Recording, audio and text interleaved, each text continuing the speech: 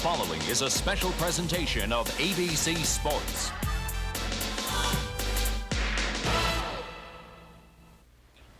When we left you yesterday, the U.S. Open leaders were approaching their deceptively short 16th hole at Hazeltine, a hole that's swiftly becoming a legend this weekend. Scott Simpson, a former champion, was nursing a two-shot lead over Payne Stewart as he hit that tee shot across the water. There's water on the right there, a creek on the left, an inhibiting shot.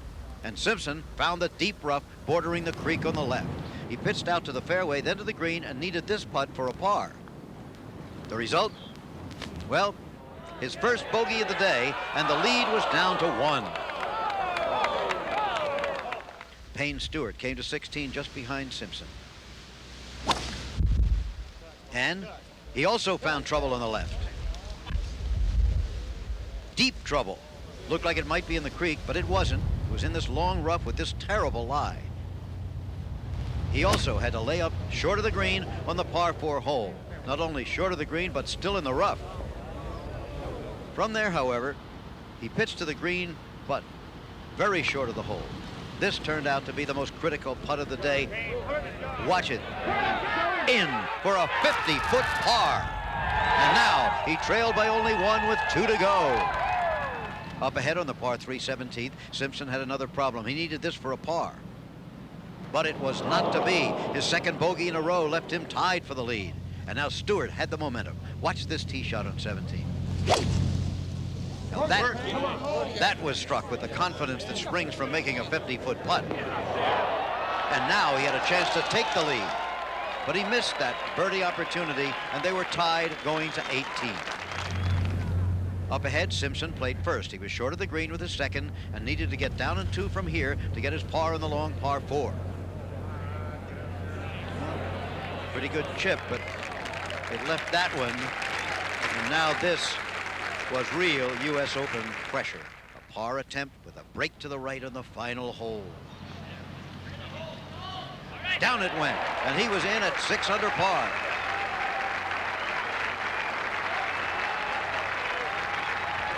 Then Payne Stewart. For his long uphill second shot on the 18th into the wind, he chose to hit his driver from the fairway. Watch this. And cut it did, fading just the necessary amount to hit the green. But he was left with a very tricky shot from the difficult rough and back. So for the second time in the round, he turned his putter and decided to hit it with the toe to lessen the resistance of the grass on the putter blade. A good shot, but short. He faced almost the exact putt that Simpson had. And like Simpson, he was up to the task. So they went to the clubhouse tied for the lead, 4 shots ahead of the field. Both warriors had been tested and neither had been found wanting. They would fight it out on the final day. Payne Stewart and Scott Simpson. In Minnesota, the land of 10,000 lakes, the citizens glory in summertime. Outdoor time with no sweaters or parkas. Golf time. And in this year of 1991, time for the U.S. Open, returning to the Hazeltine National Golf Club after an absence of 21 years. The seasons change dramatically here in Minnesota, reminding us that golf is a game for all the seasons of a person's life. Even here at the National Championship of American Golf, each season of life is represented. Springtime, the time of new beginnings and blossoming beauty, of talents newly discovered and dreams that have no limits. Phil Mickelson represents springtime here this week. On his 21st birthday today, he could enjoy the biggest of dreams. He already is the National Amateur Champion, was low amateur in last year's Open, and will be again this year. Is he a U.S. Open champion about to blossom? A left-handed one at that? Well, any dream is possible in the springtime of life. Summertime is wonderful in Minnesota, but it's sadly short. One wonders how to make summertime last just a little bit longer, how to stretch out the season for fresh corn and tomatoes, for watermelon and peaches, daylight that lasts until bedtime. Payne Stewart is in the summertime of his career at age 34, but for 10 weeks this spring, sitting at home with an injured neck, he feared that the first days of his autumn might be silently arriving. But today he's tied for the lead in the U.S. Open. This is autumn in Minnesota, beautiful with a pleasant coolness in the air after the hot summer. But the geese start south, and the corn stalks wither, and the leaves turn brown and fall into the stream's chilly water. There's frost in the morning, and the warning is everywhere. Winter's on the way. But in late autumn, there's that unseasonable bonus, Indian summer. Suddenly it's warm again, if only for a few days. Seize those days while they're here. Hale Irwin seized his Indian summer in 1990. He only made the field for the U.S. Open through a special invitation, but in the end was the championship's oldest winner. His calendar age was 46, but there was a kid circling the green at Medina in that weekend of his own personal Indian summer. And today, he's among the leaders again. In the deep Minnesota winter, it's hard to imagine summertime. The trees stand bare, the wind blows. It's bone-chilling cold, and the bunkers at Hazeltine are filled with snow, not sand. In most games, the winter time of an athlete's career is the same. Cold and silent, the cheering only a memory. But not necessarily in golf, the game for all seasons of a lifetime. Even in winter, it's time for one more spring. Ask Jack Nicklaus about the cold chill of a career that is finished, and he'll give you that gimlet stare or perhaps an ironic chuckle and tell you that it isn't over yet. His record shows it, and he came to Minnesota thinking not of a last hurrah, but of perhaps one more Open championship to stand alone, a five-time winner of the great contest. Yes, we're always struck by the changing of the seasons here. This week, we're reminded that golf is the game for all the seasons of life. It isn't possible for all the Phil Mickelsons, for all the Payne Stewarts, for all the Hale Irwins, and all the Jack Nicklauses to win this week. But all came to try, and all thought that they could win. And now, as they are about to start their final 18 holes, the leaders are Scott Simpson and Payne Stewart, two players in the summertime of their careers. But behind them are challengers from all the seasons. And with 18 holes to go, we still wonder, which season of life will win this summertime weekend in Minnesota?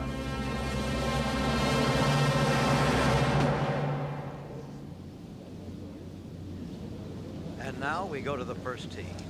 This is it. This is the final round of the 91st. Ladies and gentlemen, this is the final pairing of the 91st United States Open Championship conducted by the United States Golf Association. The referee is Grant Spaeth of Palo Alto, California.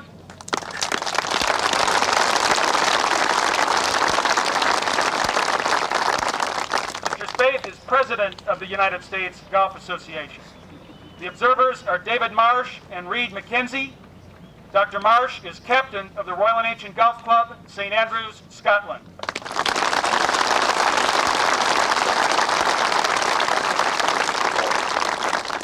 Mr. McKenzie is general chairman of the 1991 United States Open Championship.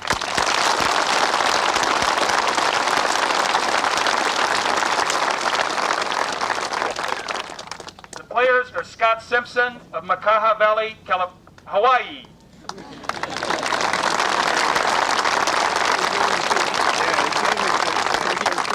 And Payne Stewart of Orlando, Florida.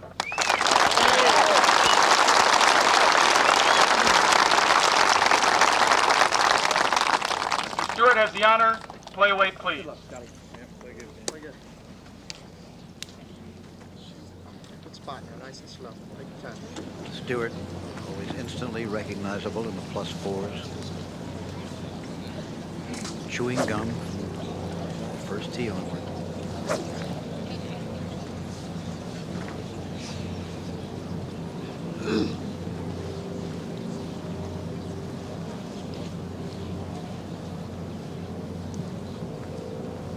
Using an iron.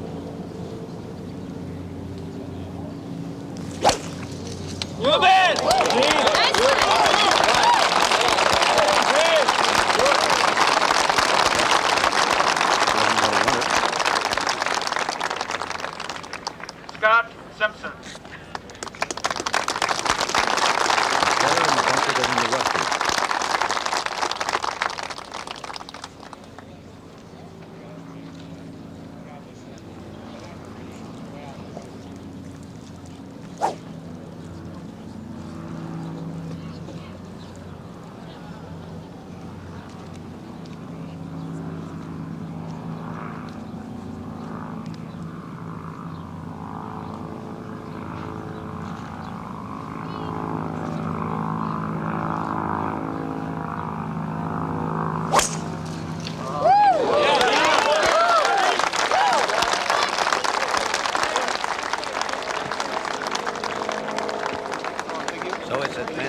Jackson off the first tee.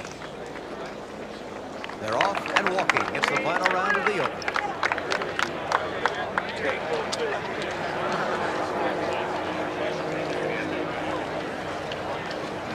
Off and roll. ABC Sports and the United States Golf Association proudly present final round coverage of the U.S. Open Golf Championship.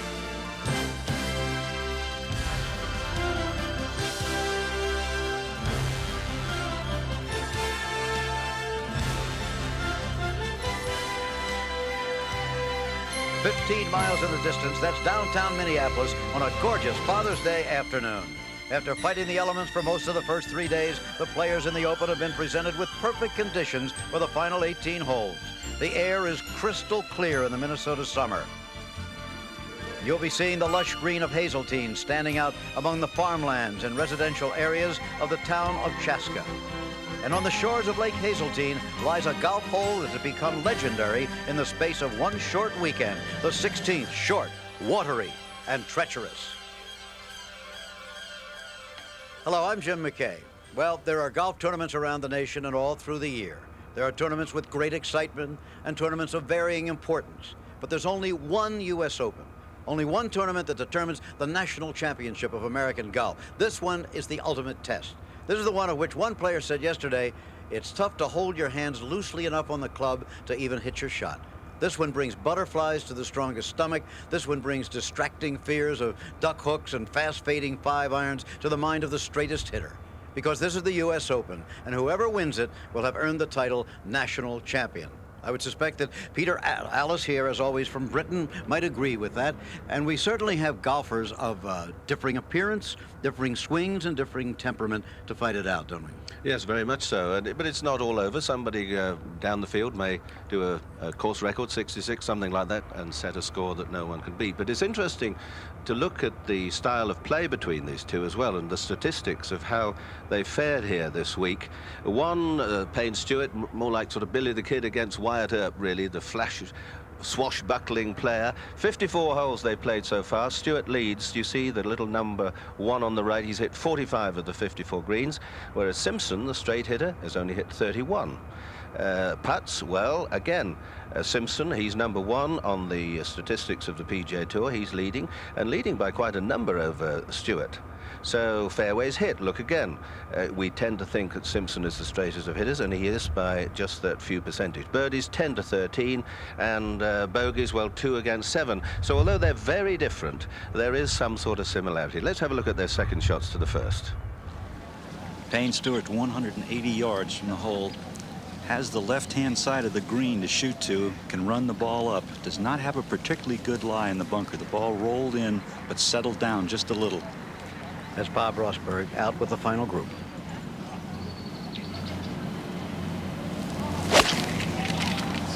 Caught the ball very solidly. And there it is, just off the left side of the green. Up front, Jim Gallagher has a birdie putt on the 5th hole. He's 3 under par for the day, 2 under for the championship. That puts him in a tie for 3rd place right now.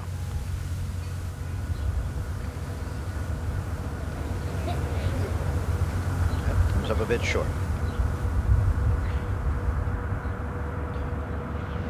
Now, Scott Simpson second on the 1st. 164 yards, slightly downwind, slightly downhill with a 7-iron.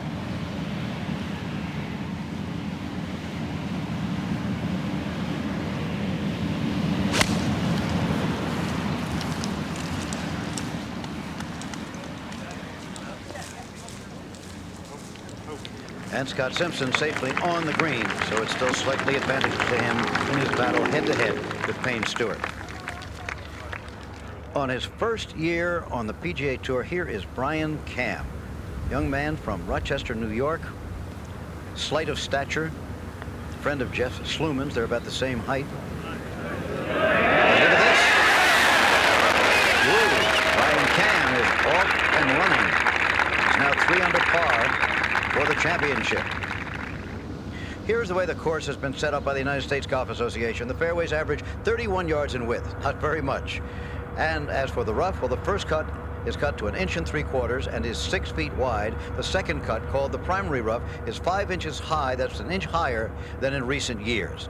Let's check in on the golf course right now with our on-course commentators. First of all, with Jerry Pate. Thank you, Jim. I'll be with the Hale Irwin Nolan Hinkey group today. Nolan Hinkey has won twice on the PGA Tour, but the U.S. Open is a higher level of competition. Hale Irwin has played in 21 U.S. Open championships, winning 3 times.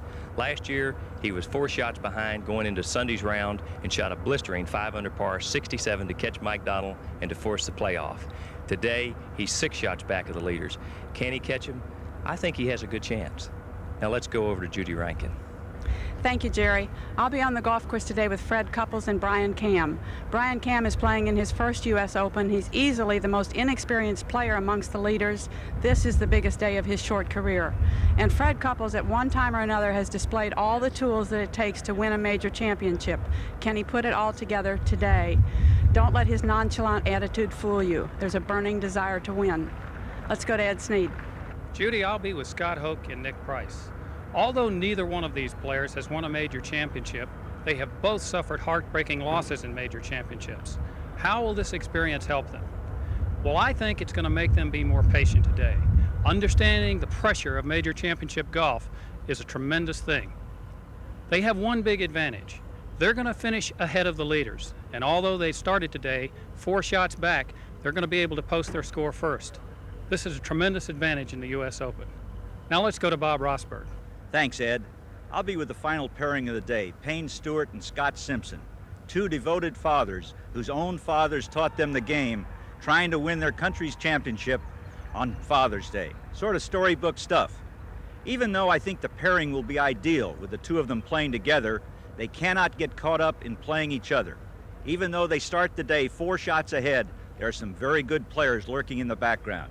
It should be a great afternoon. Now let's go back to Jim McKay. All right, Rossi, here is Payne Stewart just off the first green. He's turned the putter sideways and going to hit it with the edge. Same as he did twice yesterday, Jim. He's a magician with his shot. Ooh, where's he ever? Well, that will be for the par 4. Peter, I suspect 10,000 members of clubs in the next couple of weeks around the country will be hitting the putts off the edge of the green, the toe of the putter. Hale Irwin for a birdie on the 3rd hole, 2 over for the championship. The defending champion. Birdie or bogey the first 2 holes. Got this one.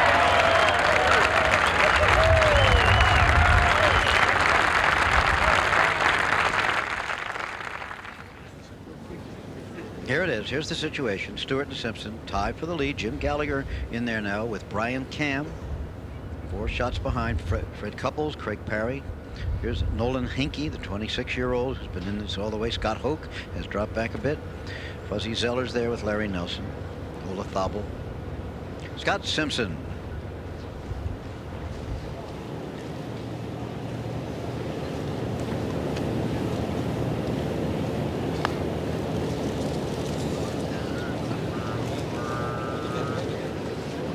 Well, that's pretty neatly done, isn't it? Both of them putting right up to the hole side. Nice, smooth par start. They're 4 strokes ahead of the field, or were at the beginning of play. Good stuff. And so we're underway. Final round. Thousands of cars, tens of thousands of people, and these fighting it out. The spectators in those bleachers around the 18th green have been gathered there since we came out at about 8:30, 9 o'clock this morning, hours before the first golfers would approach. Now on the 3rd hole, this is Brian Cam, his 3rd shot on the 580-yard par 5. Brian hit an iron for a 2nd shot to leave himself on a level place here. He has just about 100 yards to the hole. Very slight breeze at his back with a sand wedge. He's had rounds of 69, 73, and 73. 1 under today.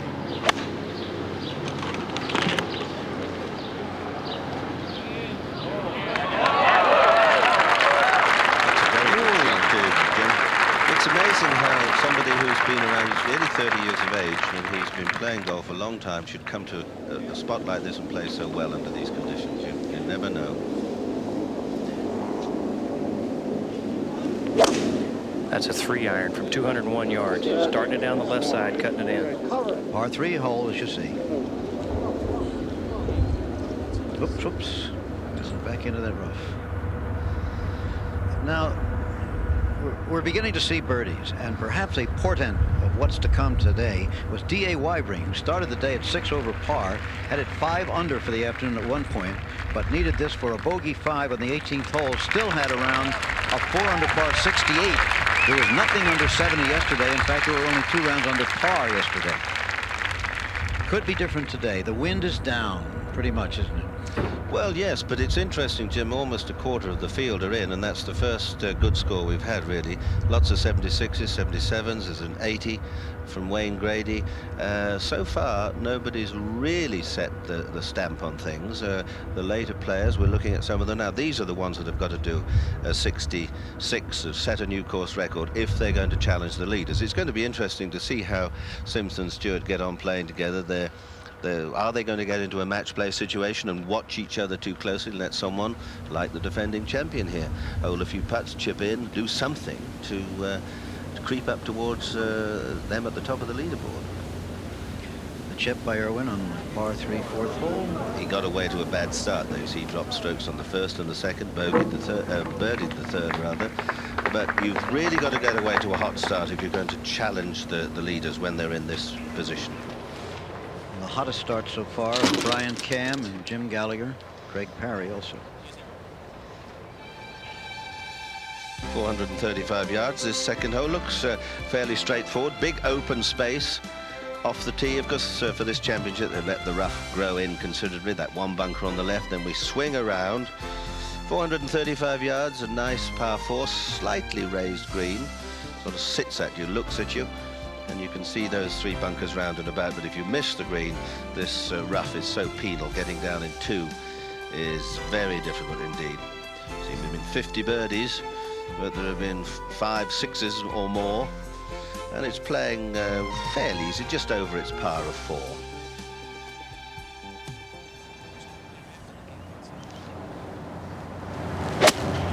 That was Payne from 190 yards. A reasonable lie, but the ball was above his feet, and he played a good-looking shot, but it's going to run through the green. And into the bunker. Really came up hot there. Yeah, well, that's not a bad spot to be. He's got plenty of green here. Now Brian Cam, he's been in 11 tournaments on the tour this year, has missed the cut in 8. The only time he finished in the top 50, top 60 actually, was a 15th of the deposit guarantee. Try. But the winner of the 1987 North Dakota State Open is hot today. Scott Simpson. He's hit a perfect drive, Jim. The second hole, he has 160 yards. Wind just a trace of it right now. Coming out of the left, slightly in the player's face.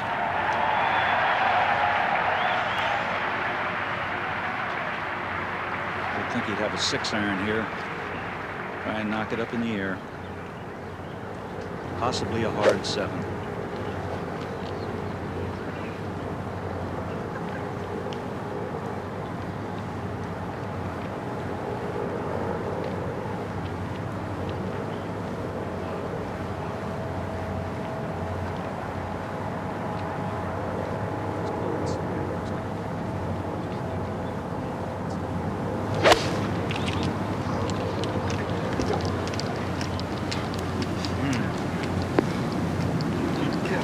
See it, Rossi? That ball's on the right front of the green, Jim, about 35 feet from the hole. Oh, yes, there it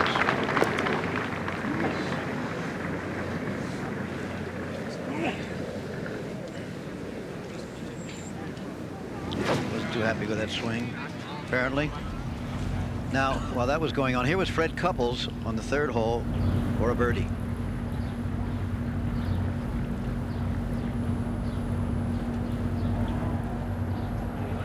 Brings him to 2 under and in a tie with Brian Cam now for 3rd place.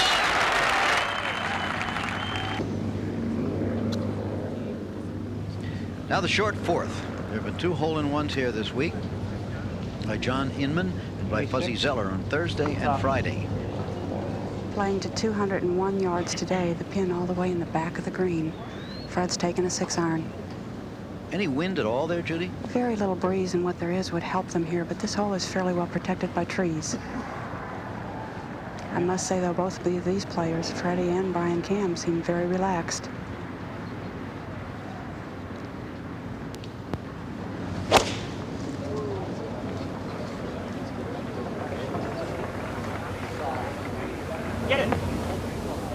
He's on the back. So the two players tied for the lead are playing together. The two players tied for third place are playing together. So let's stay with Brian Cam, who'll hit next. Judy? Well, he was discussing with his caddy a moment ago the wind direction. He thinks it's coming just from his right and downwind, but I think it's virtually not a factor at the moment.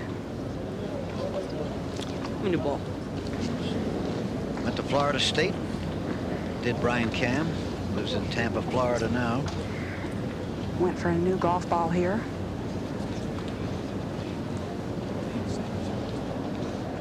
We'll be back to Brian. Here is Payne Stewart's third shot. That was not particularly good, Jim. He had a kind of a straightaway bunker shot. And I think he expected to get a lot closer than that. So he'll have a long putt for par. Back to Brian Cam. I think Brian's taking a 5-iron. Should be the perfect club for him.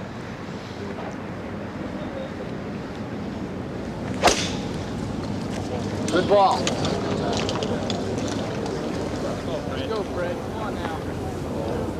Left fringe rough. It may be oversimplistic to say, Jim, but actually, if you put your ball down in the middle of every green, you're really never more than 25 feet from the hole. And I think sometimes, particularly for a player like Simpson here, he and Stewart, really, if they can hit the greens in regulation and two-putt, one of them may well end up being champion unless somebody does a tremendous score coming up from behind. So that's all he has to do. It's more difficult than that. But if he can just hit the greens, two-putt, he'll make it.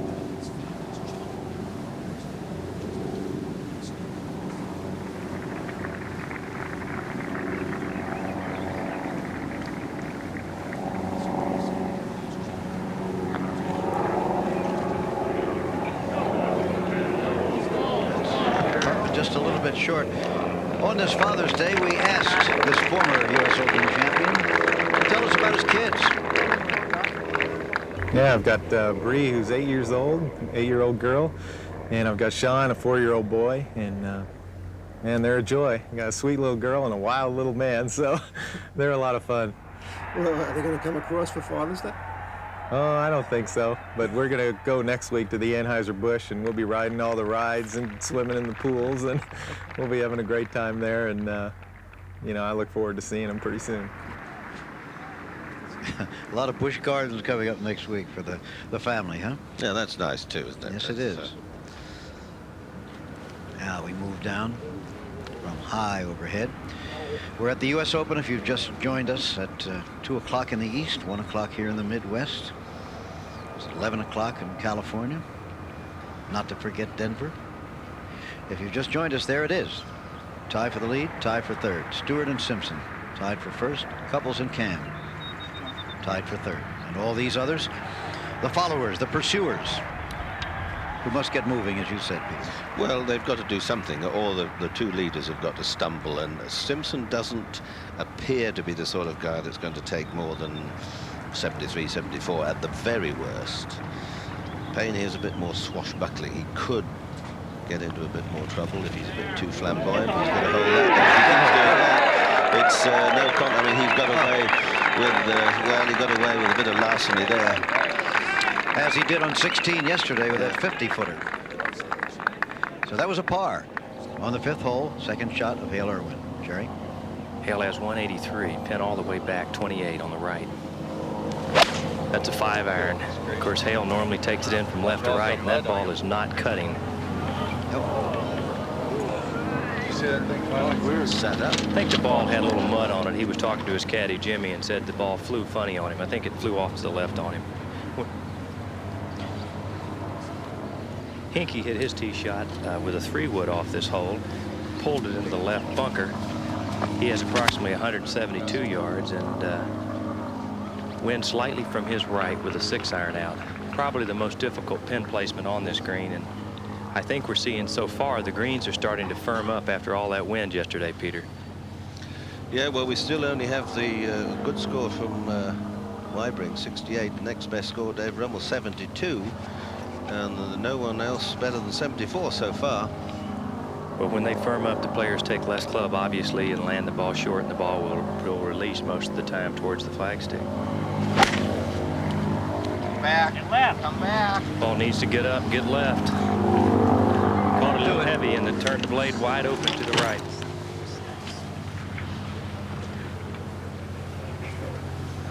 Now in the fourth, right here, Fred Couples from the fringe.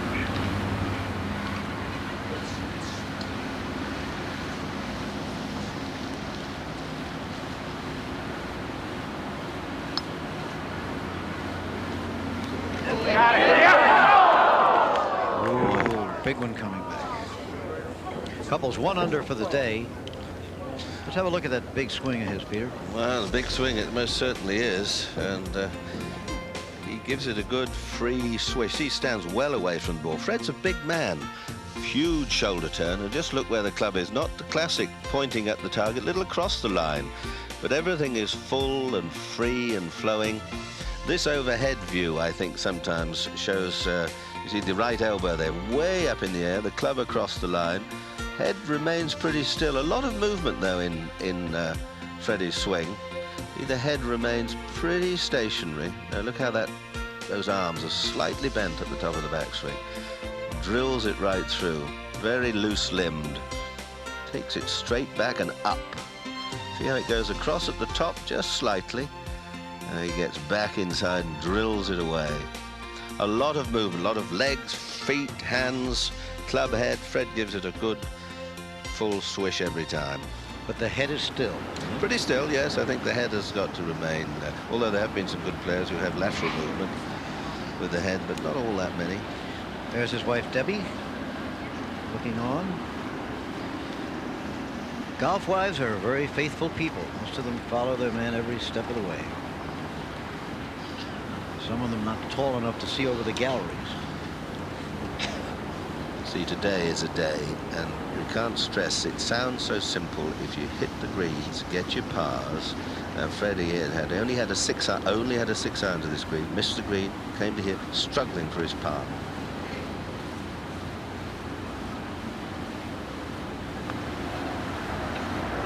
That's it. What hard work that was. Seeing some pretty gritty par putts already in this final round. Scott Hoch 1 under par for the championship, and he tied for 5th place with Larry Nelson. Let's go to red. Yes. Just about an inch too late. Yeah, just too late.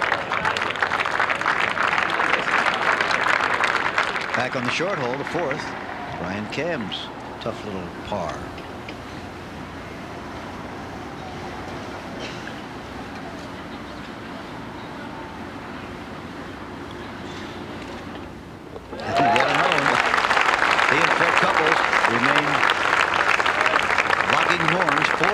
Behind Stewart and Simpson. He looks very cool and calm too in camp. Yes, he does. Let's have a look at it. Stewart and Simpson, Couples and Cam, then Larry Nelson, Scott Hoch, and Corey Pavin at even there with Parry, Zeller, Price, Gallagher, and Hinkie. Olaf Babel and Irwin. We'll return with more golf action from the 91st U.S. Open Golf Championship after this message. This message and a word from our ABC affiliated stations.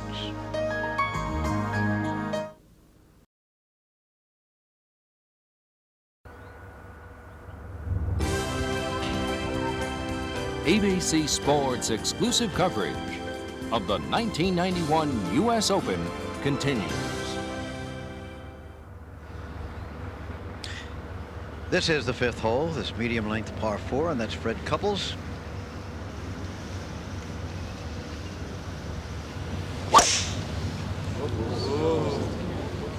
Ooh, I wonder what that meant. Let's see. It meant not good things. So Couples in the rough. Another nice hole, Peter. Yes, it's, but again, you see the consistency of the rough coming out of the shooter trees. Again, that wide open looking early part of the fairway. Bunkers right and left. And as the bunker just sort of on the left-hand bunker just takes you round the dogleg up to the green, which again looks to be just slightly elevated. And the bunker's more or less on the front sort of quarter of the green, open at the back, but trees all around. And of course, with this rough being as tough and as long as it is, you really got to try and get it on the target rather than in the rough roundabout. Oh, this one's pre-recorded. Hale Irwin on the green on this hole. Needing this for a par.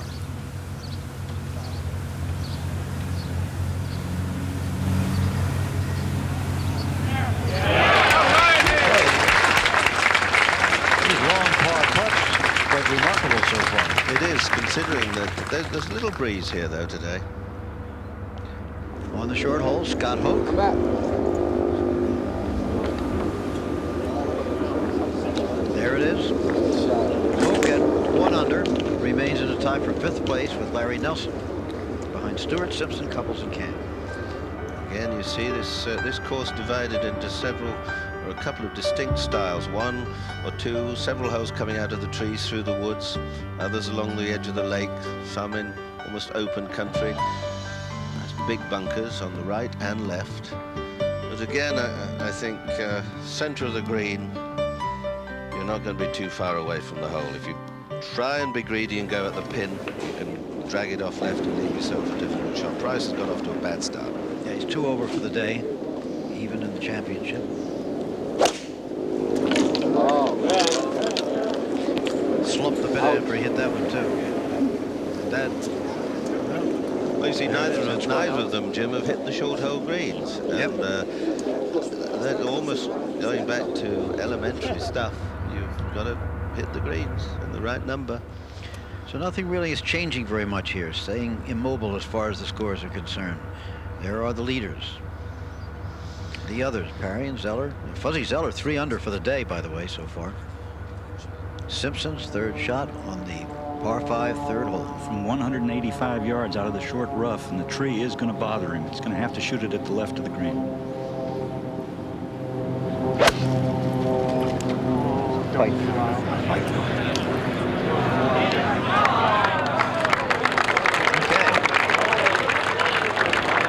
That's what he did, and that's the result. Long way from the hole. That's what he had to do, Rossi said. It's a wonderful view. I see the car parks are back in action today, Jim. Yes, they are. They were not able to use them because they were all mud yesterday. You see some of the lakes on this golf course. Of course, there are 10,000, and there really are 10,000 lakes in the state. The 3rd green is right in the middle of your picture. See the bunker? And then the green just below it. Isn't the course presented so beautifully now? The way they cut the fairways. I mean, whether the players really like it or not, I don't know. But let's hear from Bob. Interesting play by Stewart. He laid way back here. He's 115 yards from the hole. Yesterday, he took a wood and put it right up underneath the green and made birdie. Today, he hit a 6-iron for his 2nd shot.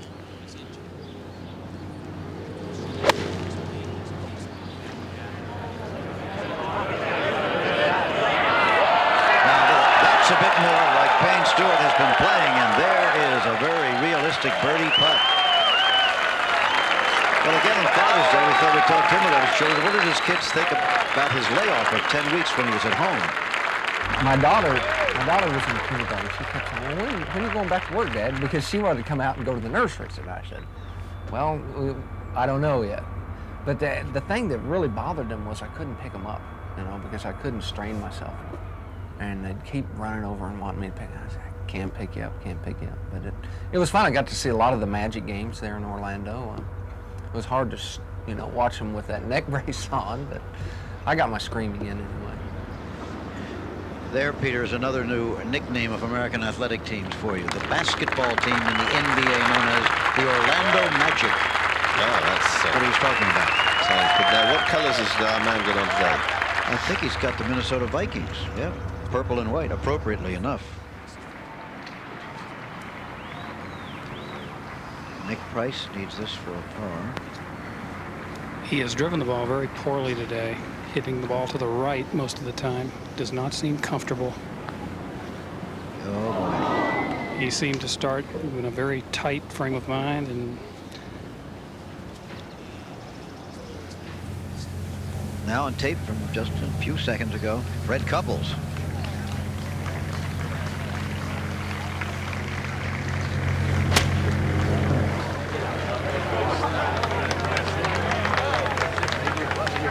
There it is. Pretty good shot. And before Fred, Brian Cam played his shot. These two are still tied. Right now they're tied with Larry Nelson, by the way, who's going 3 under for the day. Watch out for him.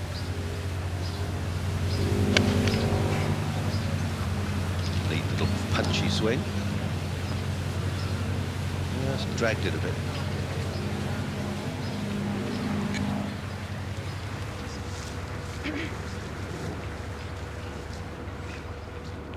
There's a good close look at Brian Cam.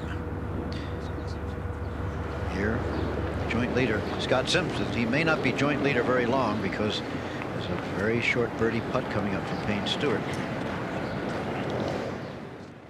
Scott Simpson. Is that a long putt? Oof. 60 feet, something like that? Must be, yes. 2 putts from here, I'd be delighted.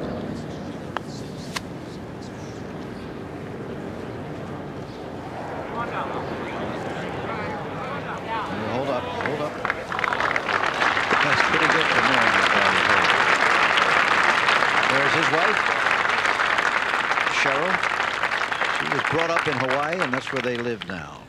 No Hawaiian resident has ever won the Open. When they were resident in Hawaii, he of course won it, but he was resident in Los Angeles, or in California, excuse me. Larry Nelson now, we mentioned that he's 3 under for the day and has moved into a tie for 3rd place, a former champion. Yes, playing with Sandy Lyle today, who's a little bit on the comeback trail. Sandy par level, Nelson 3 under. And, well, Larry, if he could keep going and holding a few putts, might set a target that the others will find difficult to keep up with. And I was talking with Dave Marr this morning. He was saying one of the members was telling him how Bob Rosberg had suggested this hole, and I think Bob's come up with a really good idea here. So why not push the green over there, make use of the water? And it certainly has played difficult, this hole.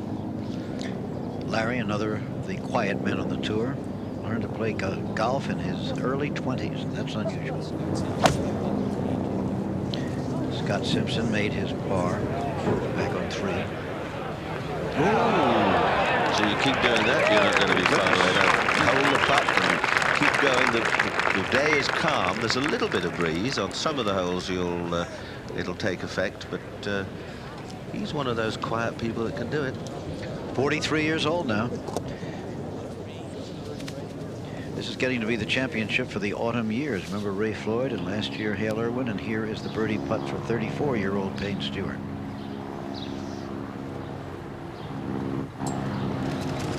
He's got the lead. Stewart leads by 1. And is 1 under for the day. We had to fight it for the first few holes, Peter, but that was a beautiful approach shot here. Well, and 5 strokes ahead of the 3rd placed player in the field too. That's a big cushion. So if you just now he's got to keep himself under control, think clearly, have a game plan, try and stick to it, don't be greedy.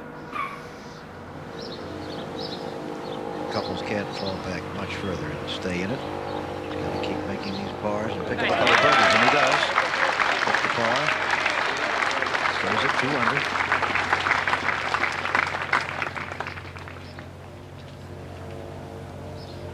So the hottest people on the course right now are Larry Nelson and Fuzzy Zoeller, but Larry has moved up the closer of those two into the fight. Now to the short hole again. Now look at this crowd here around the 4th hole. So colorful. Yeah. You know, it has been established that a greater percentage of the population of Minnesota plays golf than in any other state. Fourth hole's playing 201 yards today, Jim. Slightly behind the breeze and coming out of the left just a little. Flag is barely waving, though. The crowds are just tremendous. I have never seen larger crowds, I don't think, at each hole. You know, there might be some places where they hang around the 18th hole in an amphitheater effect where the crowds might be bigger, but around every hole here is just tremendous. I was out on the 16th tee today, by the way, when young Phil Mickelson came through, whose birthday it is today, his 21st, and every step, it seems, somebody's saying, happy birthday, happy birthday, happy birthday, and he'd nod and acknowledge it. Now, the leader.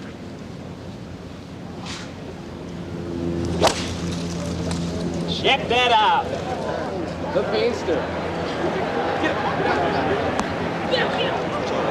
On the green.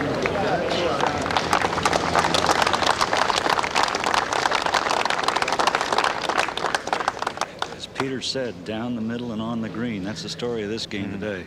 I think so, Bob. Absolutely.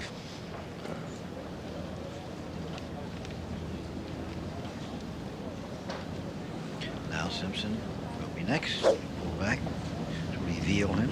Contrast in styles, though, is so interesting. See, one swashbuckling, this one almost doing everything by numbers. It's a 4-iron.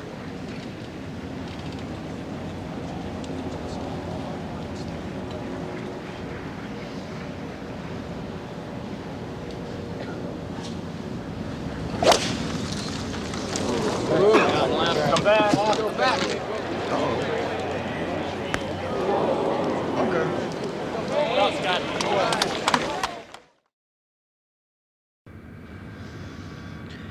Let's compare the leaders here, shall we, Peter? Their swings are interesting. You'll see as we can synchronize them both going back together. Posture's pretty well the same, although the leg movement fascinates me. They've got two entirely different movements from the lower half of the body. Payne starts back. You'll notice how his legs seem to have far more movement in them. He starts the moving down almost before he's got to the top of the backswing, whereas Simpson's are more like a sort of letter K, seem to be much firmer. There's a lot more movement, lower body movement with Payne Stewart, and appears to use his hands. His hands are quite lively, whereas Simpson's are very much controlled and sort of set. But you see the head position again, the club head pushed past the chin, and nice high follow through, good balance. But on that occasion, of course, Simpson put his shot into here. Let's see how close he can get it. He's got a tough shot. He's got a downhill lie.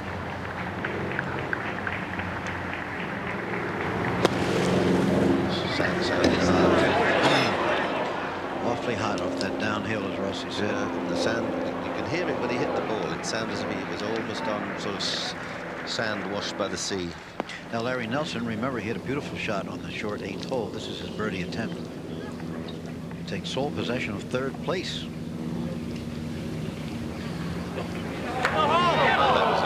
That would have really been something if he could have popped that one in. Would have put him within 4 shots of the lead. 4 shots of this man. Yeah, he could have a 2-shot lead in a minute. He can get down in 2 and Simpson miss. Payne's putt is coming up the hill a little left at the start and then straightening out as it gets up on top. Very fast once it gets up on top. This town, these twin cities, I should say, are very much alive this weekend. Their Twins baseball team, they've won 14 in a row now. The U.S. Open out here.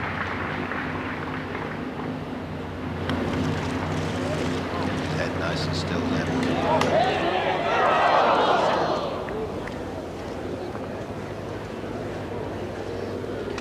I think the crowd is just a bit with the players today, Peter, and with all of them, I think.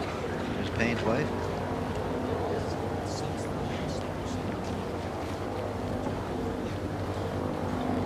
Now Fred Couples on the 6th hole, 2nd shot. Well, quite obviously, he's missed his fairway to the right. He hit an iron off the tee.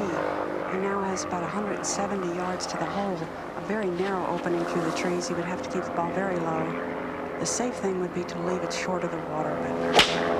But He's going for the whole thing.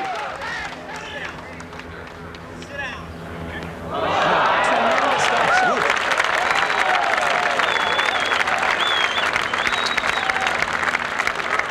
Pretty brave to have a rip at that one, wasn't it, with the water on the left? Scott Simpson. Oh, my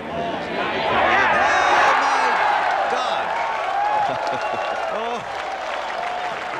Oh, Peter's coming out of those days. Isn't it amazing? You're just saying that Stewart could have a 2-shot lead. Now Stewart's left with a well, it's longer than we thought. Looks all of 5 feet, maybe 6 feet. Whoa. To stay ahead. What an extraordinary game this is. A great game. Maybe the best anybody's thought of so far. Well, it certainly changes. It's ever changing. And now you can see how far Payne's putt has gone by. That was a great blow, psychological blow. He's got to get rid of the thoughts in his mind now. Fancy him holding from off the green. Gosh darn it. I would have been, could have been, might have been 2 shots ahead. Now I've got to hold this.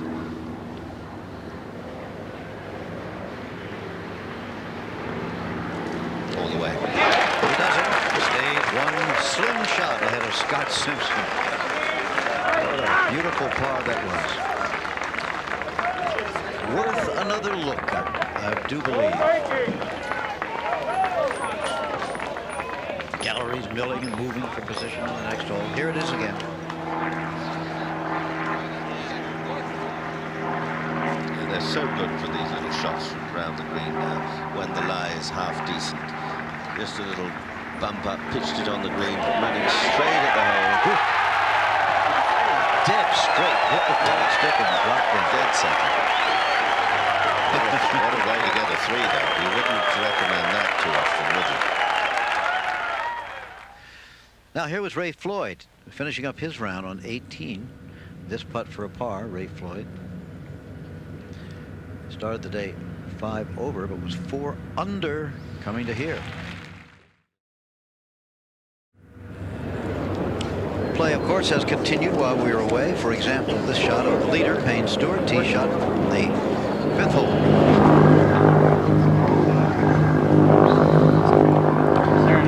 Blip droning overhead as his ball comes down again to the bunker. He's only had 1 par at this hole. He's a bogey and a double bogey, so the 5th hole has not been lucky for him. No. But he's still 1 under for the day. Fred Couples. Fred Couples, I do believe, yeah. Very quick down there.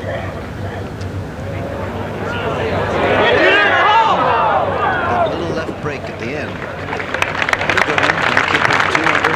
Tied for 3rd. Larry Nelson and Brian. Now Simpson.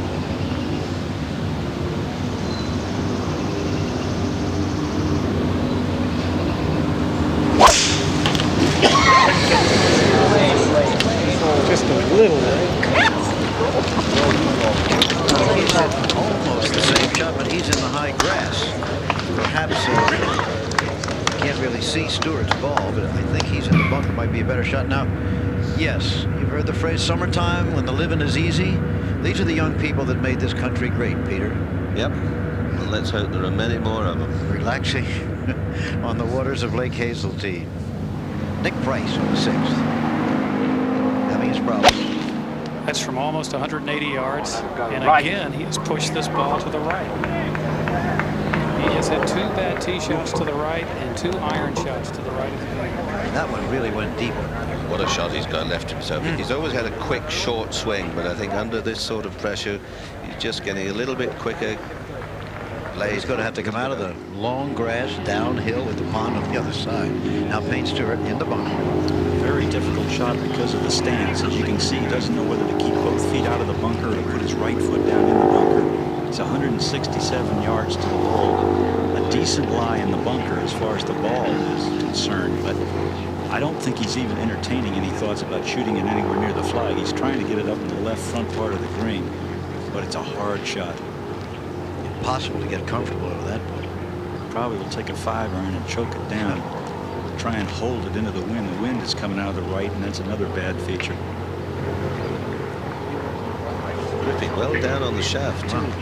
Bob. Only chance he has to play this shot. He just doesn't want to hit it fat.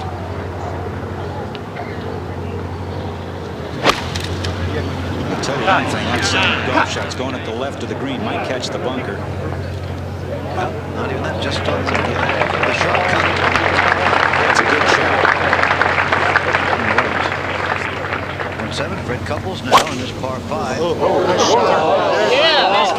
the only reachable par 5 on the golf course, and with no wind today, who's one of the longest hitters out there, Freddie Couples.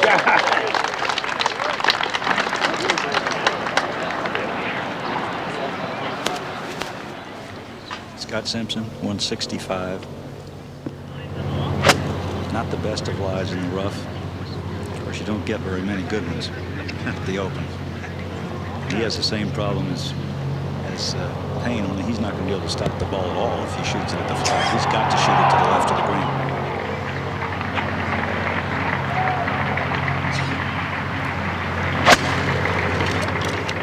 He's got it going well left.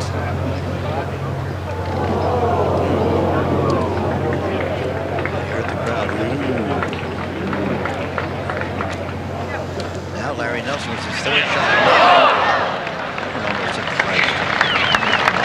Frank Kohler's par 4, so you need that for a par. You can't afford any bogey in this hot round yet so far. 3 under par for the day.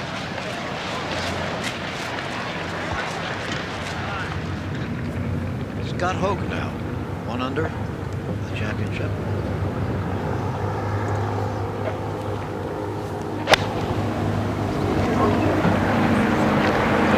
To the left.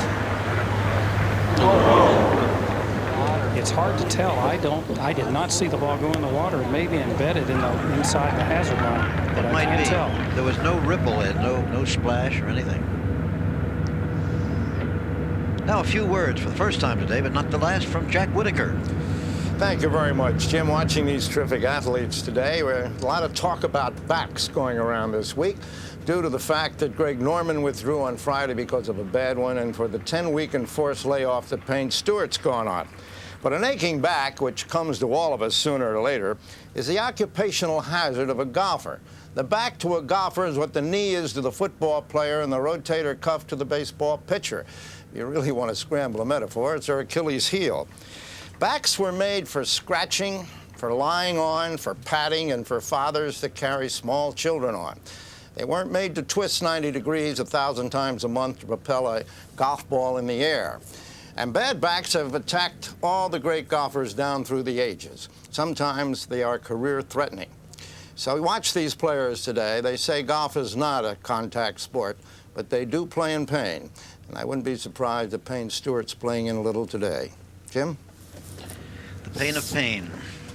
The story to hear today. He's wearing that back brace again, just in case. So there you see the interstate going along near the golf course from the blimp overhead. Now, what happened to Scott Hoch's ball, Ed? And anybody know yet? The ball did not go into the water. However, it is inside the hazard line somewhere, but there's quite a long grass bank here. And the consensus is that it has embedded somewhere in this bank. All right, now is that a lateral or a regular water hazard? This is a regular water hazard, marked as a yellow hazard. He would have to go behind the hazard if he cannot find the ball. But now would it be treated as being in the water or as a lost ball? Well, you don't have to find it, because if it's in, as long as you know it's in the hazard. David Hill from the R&A, just on the right, everyone looking. I think it's a little bit more left than that. Here's back to Payne Stewart. Meanwhile, Payne Stewart on the 5th. That's from about 50 feet. Just his distance from yesterday. But this is about a 47-foot putt this week.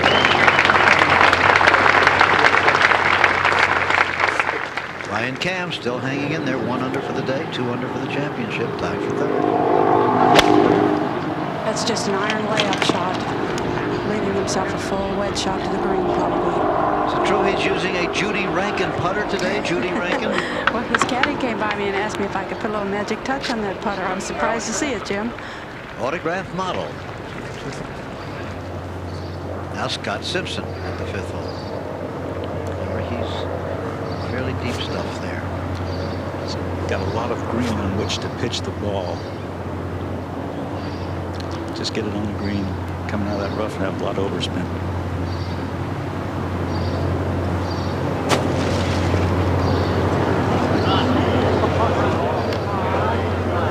Thought it would run a little more than it did. I guess Peter had a long Well, it's a good shot there. I mean, you can see how thick that rough was. Now, Fred Couples, it appears, will try to get home in 2, eh, Judy? I would think so, Jimmy. He has 252 back to the hole, but the hole is cut some 31 paces onto the green, so he doesn't even have to hit it quite that far to have himself an honest eagle putt. Interestingly enough, he has not birdied this hole this week. Just an iron from 250 yards. Well, I have to wonder if he's actually going for it. But he certainly is, Peter.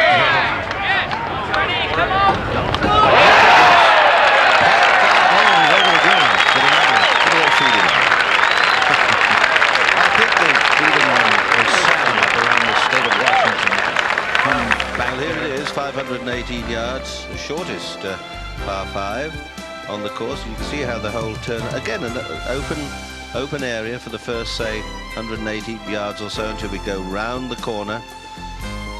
Still no fairway bunkers. It looks pretty benign, doesn't it, from here? But then up by the green, that water, little pond comes in on the left-hand side, the green angled across, and 4 bunkers protecting the right and back of the green. Simpson leading again. Tough par.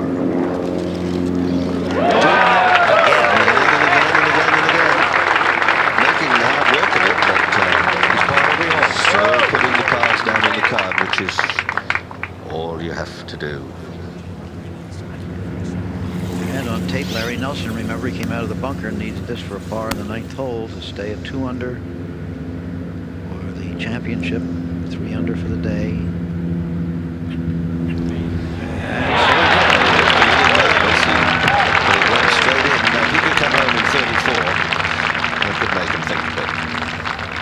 The leader needs this for a par.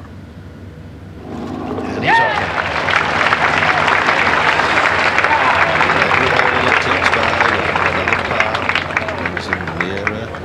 Nearer to that wonderful silver trophy. Scott Hoch did drop out of the hazard. This then his 4th shot, par 4 hole.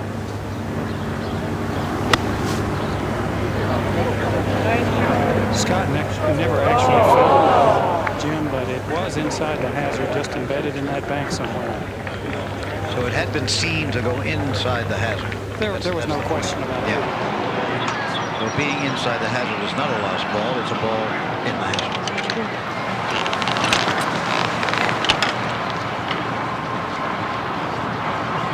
We'll see a good deal of water before this day is over. Now, you see, really, he should be perhaps aiming for the middle of the green. If he gets too greedy and just miscues it, pulls it a little bit left, he can find all sorts of trouble. It is a par 5. He's having the week of his golfing life. Just get nicely onto the green. Don't drop a shot. That's from inside 100 yards, just a little 3/4 shot with a sand wedge. This green's much, much firmer than it was yesterday. Sure looked it with that one. Brian Ken, we said he's missed 8 out of 11 cuts on the regular PGA Tour this year. He's also played a couple tournaments on the Ben Hope. Get to that later. Larry Nelson starting out the backside. The 10th hole, which will, on his 2nd shot, go down toward Lake Hazel. A beautiful hole, and we'll be seeing a lot of it. Yeah. Perfect. Well, under these conditions, Larry has the game and the putting stroke. All he needs is a little bit of good fortune, and he can set a very good score. Again, looking down from the Goodyear blimp overhead. They've always gotten us beautiful shots, but I think perhaps these this week are the best we've ever had. That's the Blimp America out of Houston.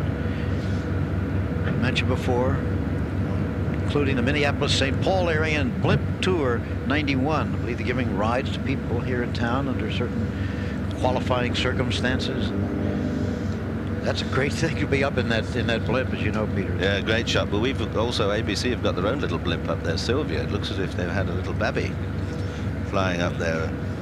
As we look at this giant, colourful scene down here, looks like a huge garden, a mobile, herbaceous border. There we are, look at them. On Father's Day as well. Who says love is dead?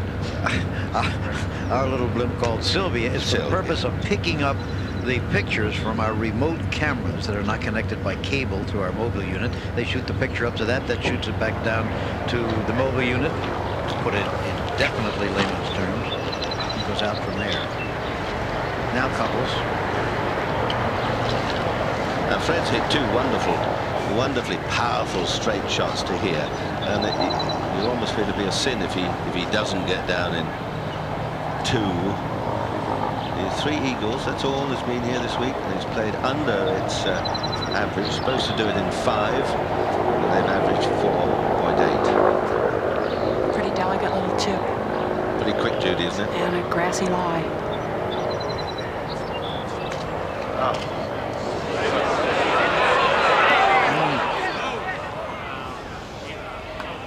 He's left a really long one there. Can't figure out how that happened. How in the world did that happen? Payne Stewart, the leader, by 1. We're at the Open. And now a message for feminists, well, and others. In 1986, the state legislature in Minnesota adopted a law effectively banning discrimination against women at all golf courses. That means it's against the law to set aside starting times for men only, for example, and there's no longer any such thing as a men's grill at a Minnesota country club. The controversy about this bill, as you can imagine, was intense. And the terrible effect? Well, according to Warren Rebholz, executive director of the Minnesota Golf Association, nobody notices the difference. In fact, golf in Minnesota is better than it used to be. Period.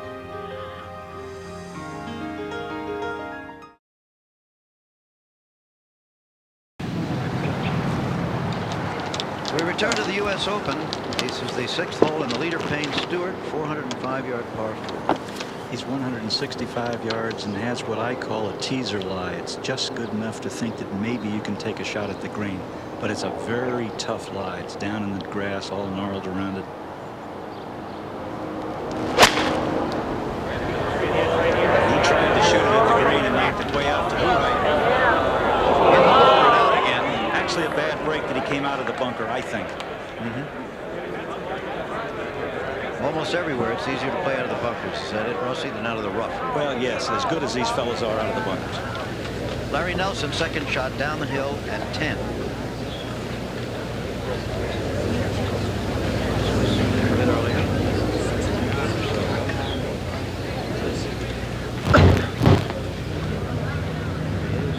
On the green. Hole high, but pretty far to the right.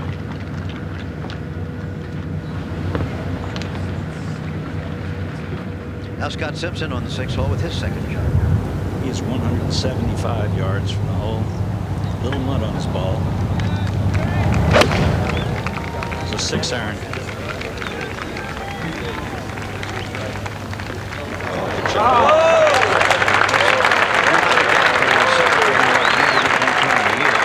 You can't take the mud off your ball except on green. Now the birdie attempt on Fred Couples. Remember, he got on 2. Makes the bird to go to 3 under for the championship, 2 under for the day, and 4 strokes out of the lead. Now that is close enough to be a contender. Now Brian Cam had this for a par. Playing with Couples. And he, oh, does that hurt? Yes. You said that. I mean, a week of his life, and he misses the little one.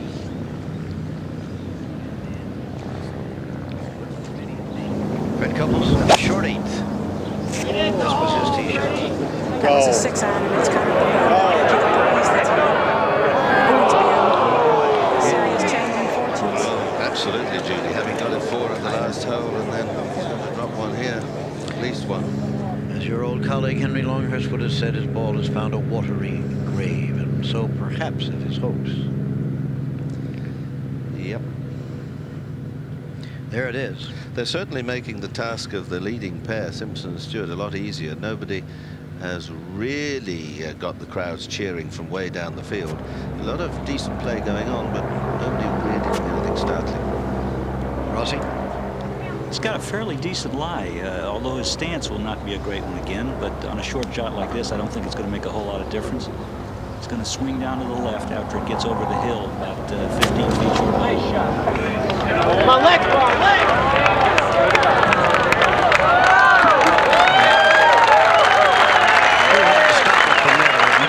Yes, very difficult shot.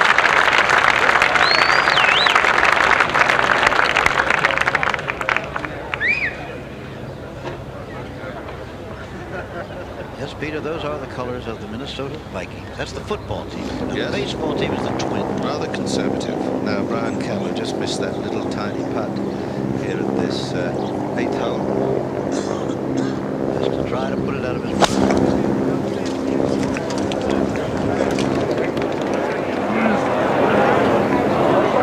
He did. Good shot.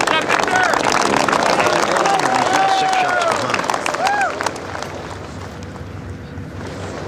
As you said, no one making a real run at the leaders except perhaps Larry Nelson. And here is his birdie attempt at the 10th hole. Yeah, but he's all of 15, 18 yards away, so but he could hold it, he might do. He's got to do something spectacular, set a really low score, and it's moving closer and closer and closer. It's just going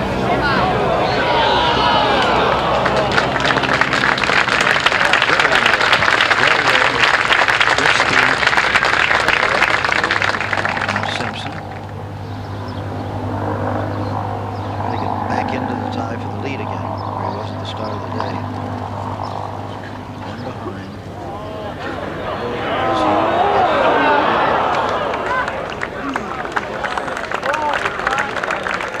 Now Couples at 8, hitting from the drop area. Remember, his ball went in the water. This is his 3rd shot on the par 3.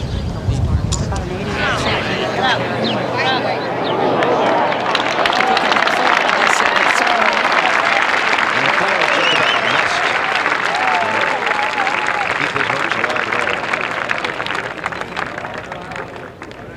There's, of course, still a long way to go for the leaders. Stewart has to make this one keep the lead.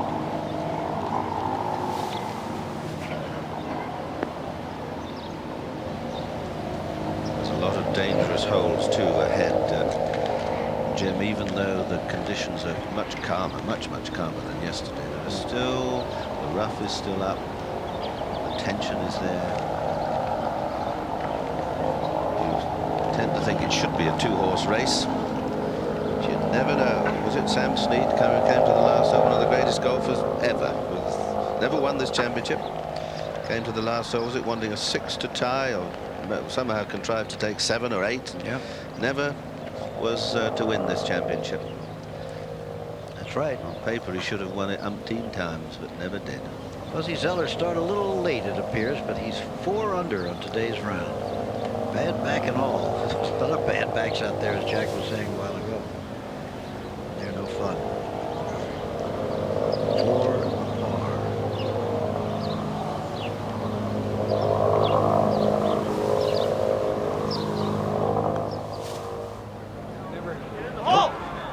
Now again, we have a tie for the lead. Yep. Nick Price for an eagle at the 7th hole. He'd like to have that back.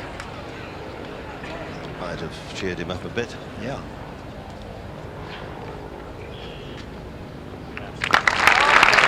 He makes the birdie and goes to 1 over the championship. Scott Hope, birdie attempt at 7.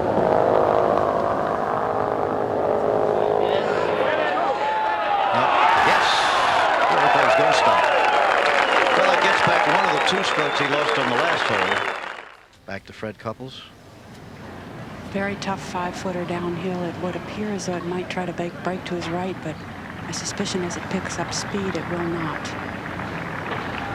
Just when he got to within striking distance, he's had a big problem at the 8th hole.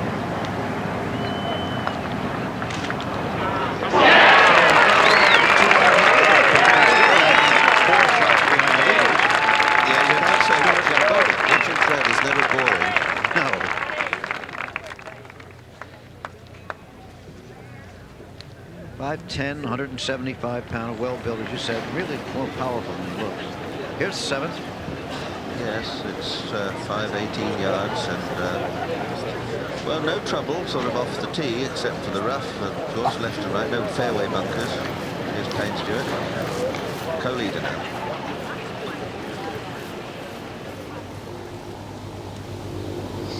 He's only hit one fairway in the first 6 holes, and that was with an iron.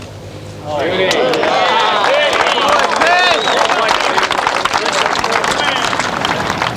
he's in this one. Simpson has already hit. That was the live shot of Payne Stewart. It was Scott's shot.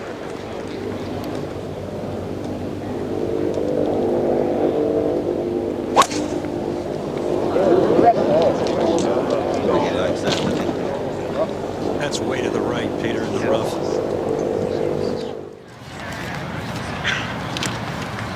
We return to Scott Simpson on the 7th hole, second shot on the 518-yard par 5 hole. He's in a tie for the lead. Payne Stewart just joined us. He's got a perfect lie. He can play any kind of layup shot he wants. He could hit this ball to the wood if he had to, but it's just going to take some kind of a 6, 7, 8 iron, get it out about 100 yards short of the green.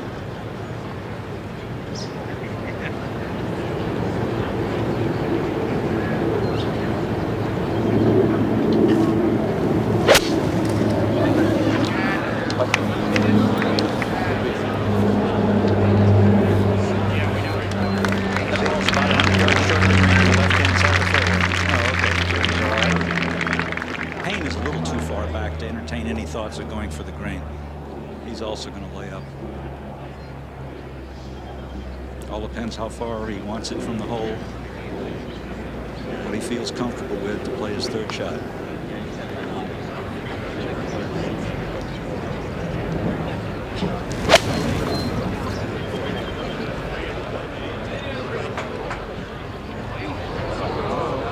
There's a big mistake right there. Indeed, plenty of room in that fairway. Not the place to come in from there. Let's move ahead again. Let's keep track of Larry Nelson. 2 under par. He's 4 shots out of the lead, 3 under for the day on the 11th hole, which is a 556-yard par 5. 3rd shot. There's 2 left him in good shape.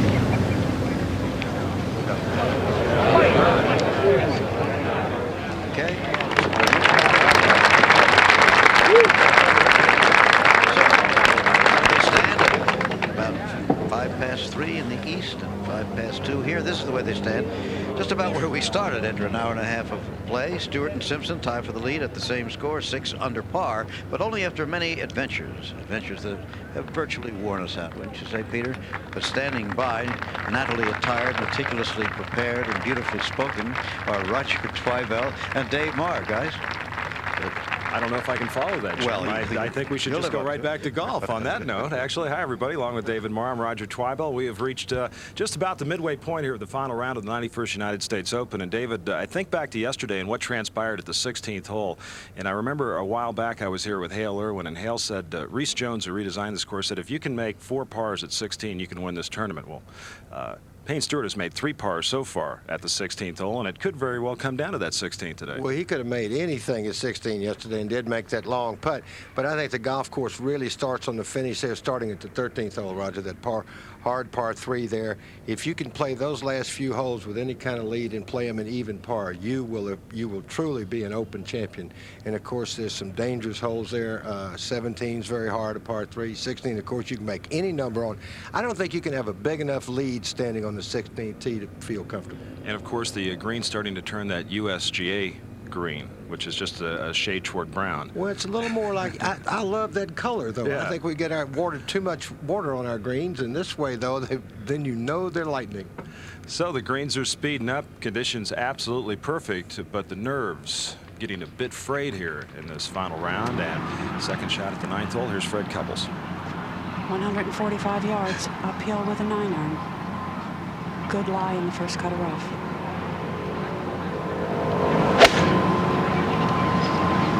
Too easy, Joe. Get up there. Come on. Just didn't release for Good job, Dish. shortcut of rough. That is a long way from that, Aaron, even for Fred Couples. Now, 7th hole, 3rd shot, Scott Simpson. 115 yards for the pitching wedge.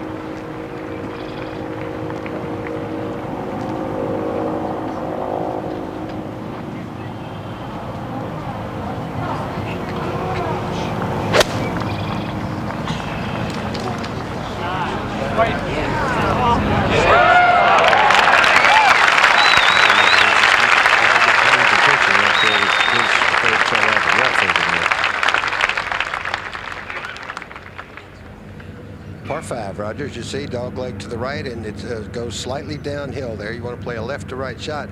Fred Couples it in a perfect part of the fairway there off the tee. A hole that neither Payne nor Scott could reach. Now he's got some problem there, Bob. Well, he doesn't have a problem anymore, David, because he was in ground under repair in the heavy rough, taking his stance, and in the 1 club length, he got it out into the secondary rough. And really, he's got a beautiful lie. White circles up. Hurry up. Just snuck that on.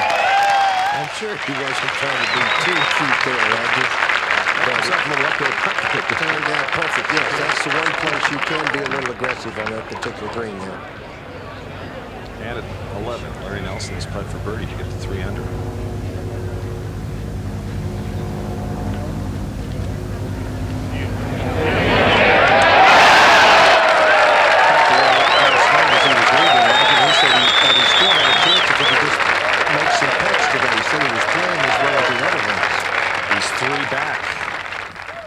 Now at the 16th hole, Fuzzy Zoeller, who's 4 under on his round today, 1 under in the championship. And this is second shot of the 16th. Conditions much milder today than yesterday. Well, there's no question about that. The golf course was as hard as any golf course you'd ever want to play yesterday. Payne Stewart, Scott Simpson, both with birdie putts at the 7th hole. Larry Nelson has just moved to within 3. Couples is at 2 under, and then Zoeller, Jim Gallagher, and Nolan Hankey still lurking about. And Brian Cam also at 1 under with Corey Pavin and Craig Perry at even par, and then Olazabal, Raymond Floyd to 4 under 68, Nick Price, Sandy Lyle. Payne's putting straight up the hill. He has one putt on this green where he can really make a pretty good run at it. Looks like it wants to go to the left, but I don't think it's going to go very much. And we'll move to the tee at 12. 432-yard par 4. A distinctive little The correct way. It goes back inside from there. Perfect. Wonderful, beautiful player to watch, Larry Nelson. Very effortless swing. As many people know, didn't get into golf till he was in his 20s. Made up for lost time. Champion in major events as Payne Stewart has this for birdie.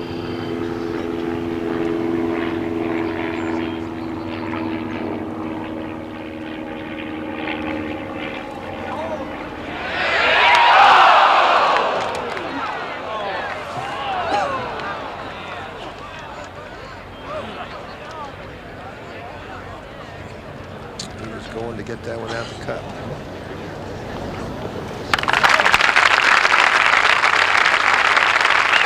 I'm surprised at his play today. He's played so well the first 3 rounds. We saw Fuzzy Zoeller's second shot in at 16. There have been 6 birdies so far today at 16. This would be the 7th if it would go in. Yesterday there were no birdies at all. So Fuzzy will have to settle for his par there, remain 1 under as we go to Scott Simpson's birdie putt.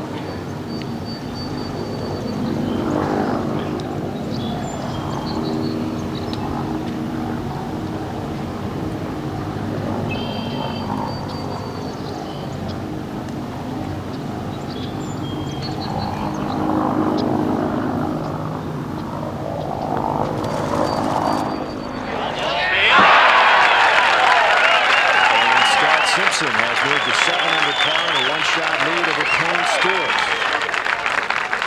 as they make their way the difficult 8th hole, the only hole in which Payne Stewart has incurred a bogey so far this week. Now Fred Couples at the 9th hole.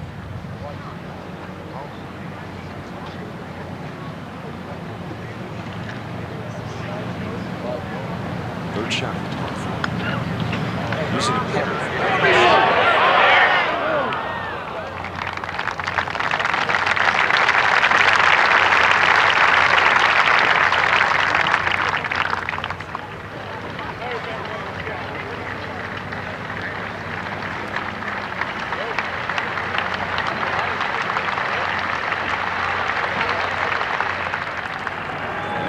T&A, par 3. Scott Simpson a one-shot lead over Payne Stewart. Playing 180 yards today. Why has this been such a difficult hole, David? Well, it's not a big green. You've got the water on the right. It's long, and actually the green's pretty deep, not very wide where they've had it for a couple of days. The wind is always blowing there, usually from left to right toward the water. Yesterday, more into it. It's a fine hole, and I tell you, Bob Rosberg is responsible for that hole. Rossi? Well, I don't know if I'm responsible for this hole.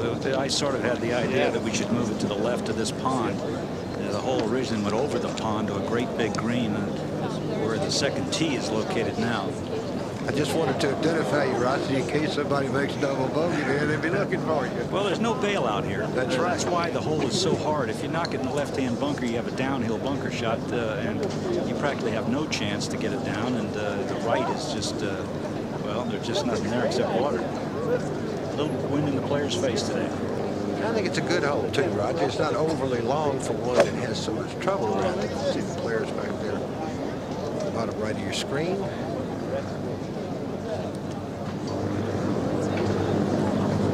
Simpson hasn't had much trouble with birdies the first 2 days or yesterday. It's a 5 iron.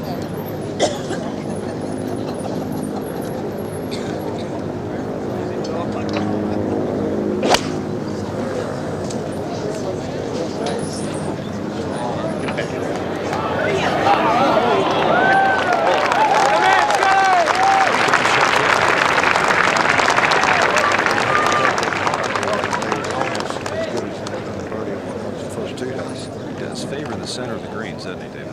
He is very methodical in the way he plays. This is almost the tortoise and the hare. I mean, he's not going to make any mistakes that kill him. Now out of 12, par 4. Second shot for Larry Nelson. 4 shots back of Scott Simpson.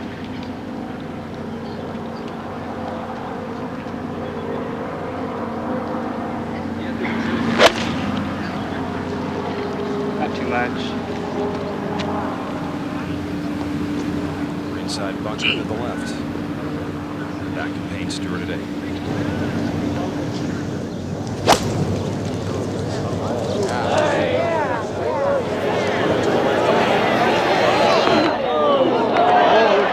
And just caught that power of the Rossi wedge back into the putting surface.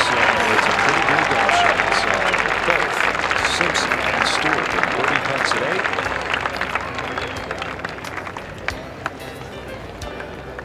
The 1916 U.S. Open Championship was played at the Minnetonka Club in Minneapolis. It was billed as the first U.S. Open ever played west of the Mississippi River. The winner was an amateur from Chicago, the great Charles Chick Evans. 3 months later, Evans went on to win the U.S. Amateur as well. It was the first time the Open and Amateur were won by the same player in the same year.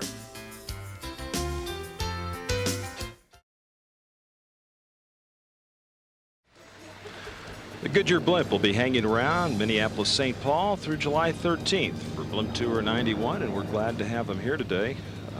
And I'm sure they're glad to be here on this beautiful day. As we move down from above to the green at the par 3 8th, which is playing 180 yards today. Scott Simpson's putt for birdie.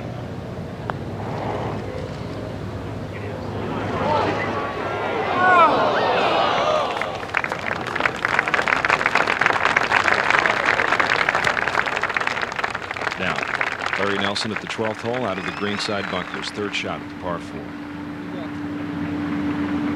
That particular side of the green there is very, very firm. He's just got to get it out right there. Good shot by Larry Nelson. The back left part of 12 is real firm, like it is at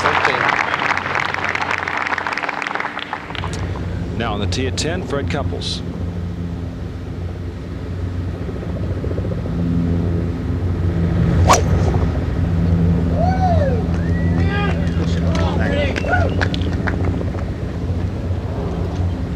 big bounce into the gallery, over the gallery, and that thing has hit that trodden down area, that brown area there where the galleries have been, and who knows where that might stop.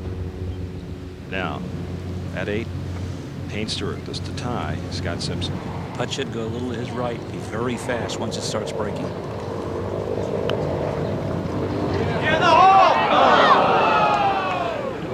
It was fast and it just stayed on that line, Ross. Well, because it was hit that hard, though. Never had a chance to break. Now, Brian Cam on the tee at 10.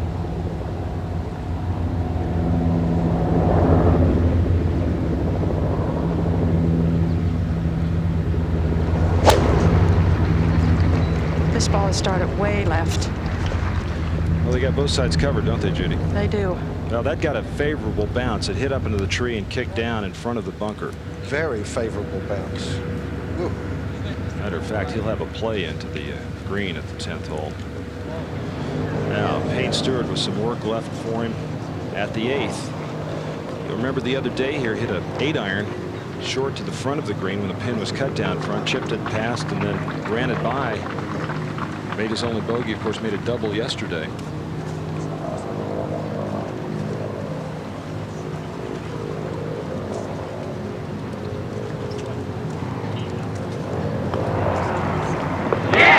Made several of those putts today. He certainly has. He's been scrambling the course. At one time, Scott got into trouble. He chipped in off the green to his bar. Left center and hit it. Well, that's been a tough par 3. More bogeys than birdies in that particular par 3 this week. Good job, Payne. Good job. Look it up, baby. Well, there's some distance between greens and tees at this Hazeltine National Golf Club. The longest that I stepped off, David, was between 16 and 17. I got 220 yards.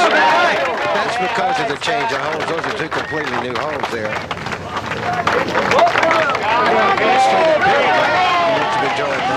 Yeah, that's probably a good little 3-iron for you at 220 yards. Yeah. Downhill. Now, a moment ago, Larry Nelson for par at 12.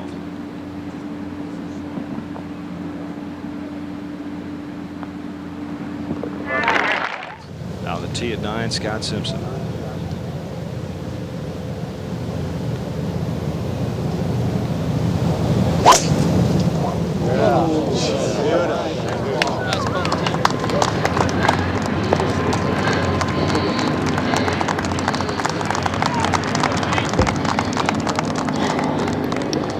An uphill par 4 measuring 432 yards. Flag's just hanging limp up here at 9 and 18 at the moment as we look at that 9th hole. And as you said, it's uphill. You drive into that hill, and without the wind, Roger, they can't get over that hill where they were driving the first couple of days. Good strong par 4. Payne Stewart.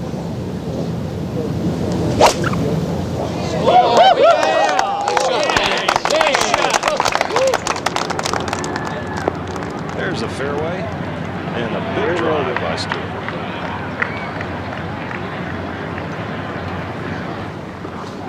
Again, very close to the right-hand side today, only 15 feet from the right fringe. Great drive. Remember the tee shot of Fred Couples at 10. Judy, did you find it? Well, Roger, we found it. It's in a very low place. The best he could hope to do is chip out. He's checking with the USGA official, Reg Murphy, right now. He first wanted to know if he might have relief because his stance was on wood chips that have been placed here because of the mud from the few days of rain. But understand this, he did not really hit an errant shot here. He hit too much club off the tee. Not so much them, these people up here. 280 yards or more. Every all of a sudden going back up. It's a terrible thing not to know your own strength. Well, his caddy was in shock that the ball went this far. Yeah. No, these people over here. He will do well to chip this ball back to the fairway. Take a stance where he can see the ball clearly. Play a big slice.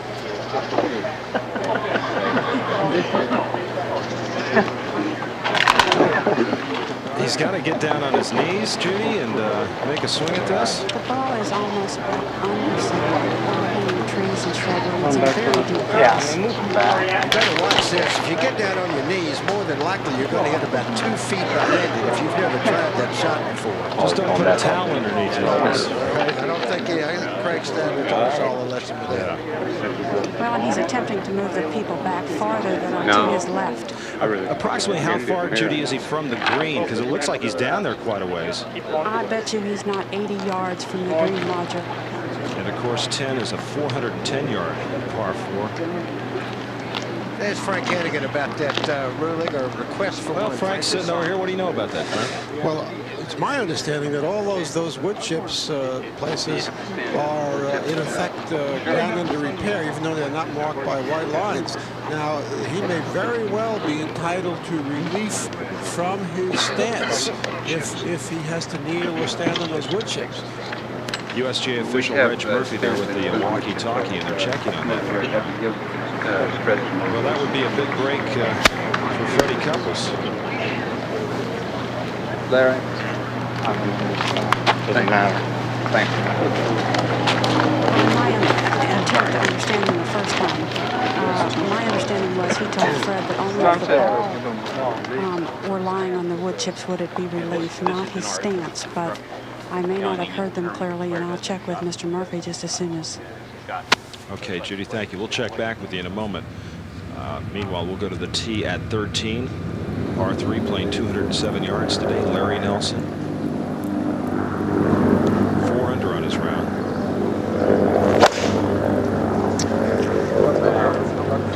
Took a little. Nelson started today 7 shots behind the leader. That's what Arnold Palmer started in 1960, which was the biggest comeback by a winner after 54 holes. So Nelson flirting with a little history there as we go back to 10. We're all set here. Thank you. Well, I'm not quite sure what the questions were, but I'm pretty sure right now Freddie has to play this ball. It's not a hazard of any kind, right? It's not marked as a hazard. He was hoping that this whole area might be a hazard. But I don't know how that would have helped him much more than if he had taken this ball unplayable.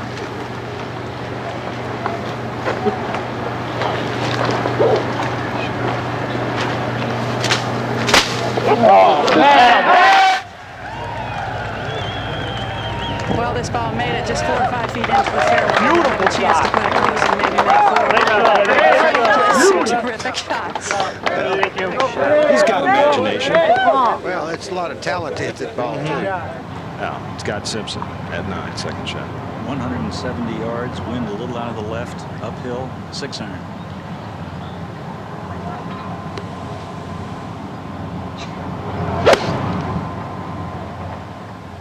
Cutting it in. Didn't quite get there, Bob. It just got caught up in the rough in front of the bunker.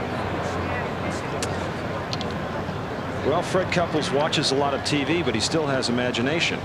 That's one knee. One knee, 1 foot.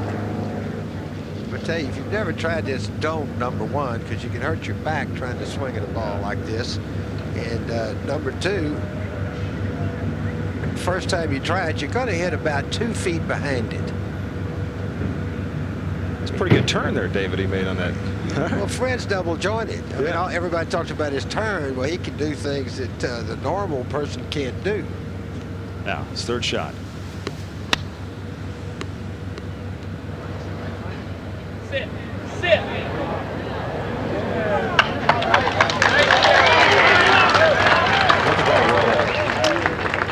Well, that just shows you how much downhill that green is. It's really coming off of the big hill there. He'll have that putt for his par at the 10th hole. And while that was going on, at 9, this was the second shot of Payne Stewart, who is 1 back of Scott Simpson. 155 with a 7 iron. That looked good.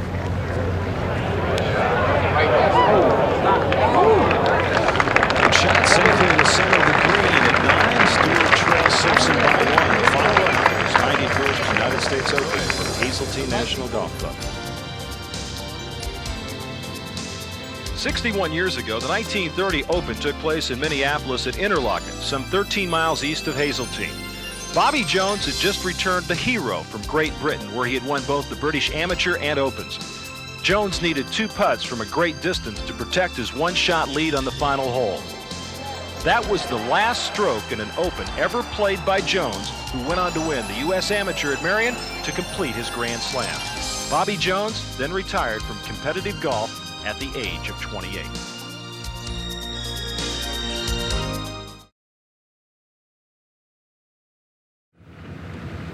Larry Nelson now, a moment ago at 13, birdies at 4, 6, 7, and 11. This to get him to 5 under on his round today and 4 under for the championship, 3 behind our leader Scott Simpson. Look out.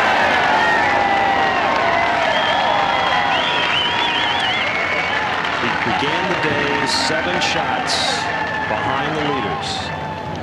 And one of those men, Payne Stewart, who has this birdie putt at 9. David, this one's really going to be fast, isn't it? Oh, yeah, Bob. And putting down that hill there, you're at the top of the hill, you're at the highest part of the golf course, and he's putting slightly away from the clubhouse. See, he just got it started there. He just picked up a little speed at that hill. I'd say that's a little slick. Payne's had putts of that length several times already today, and Fred Couples now for par at 10. This just a moment ago. Remember, he was in the trees to the right, had to punch out. Freddie Couples will make a bogey there. That'll drop him back to even par today as we go to the tee at 14, 357-yard par 4.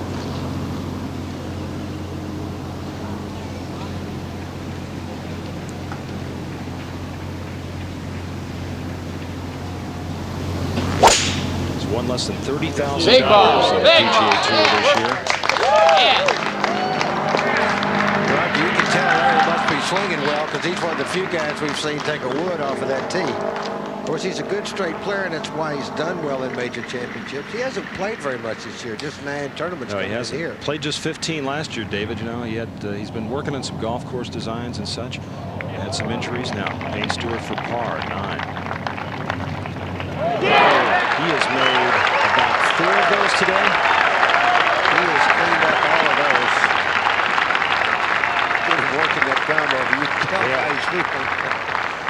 You know, you have real contrast in styles. These two players, Scott Simpson and Payne Stewart. Stewart, the flamboyant dresser, if you will, has fought a temper problem, and he feels like he's got that under control now, whereas Scott Simpson's kind of a workmanlike. You don't really notice him, and people have said you got to be more outgoing, Scott. You know, and he's worked on that. A very quiet guy. So if you're around him, you know how funny he is. I mean, he's got a great sense of humor, and that's his wife, Gerald. There.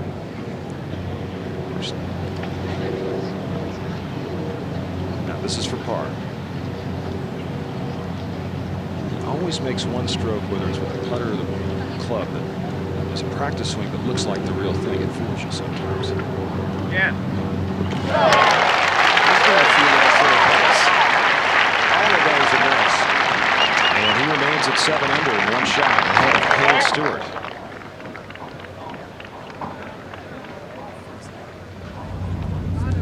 Now at 18, second shot for Fuzzy Zoeller. 4 under on his round today. Pin cut back and left. Perfect kind of position for him. He does play a definite right to left. Good shot. Tough pin to get to today, too. Just behind the marker there. Haven't seen anyone get it close in 2. Lake Hazeltine in the background. Let's run through some scores for you here in the final round of this 91st United States Open. And the number of folks in red figures have dwindled as the days have gone by, especially yesterday. Ola Thomble's finished up.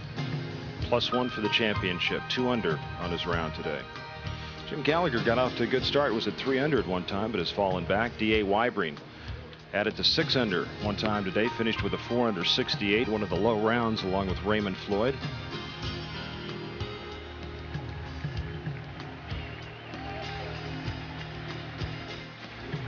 Chris Perry from Edina, Minnesota, got a big round of applause when he came up to 18.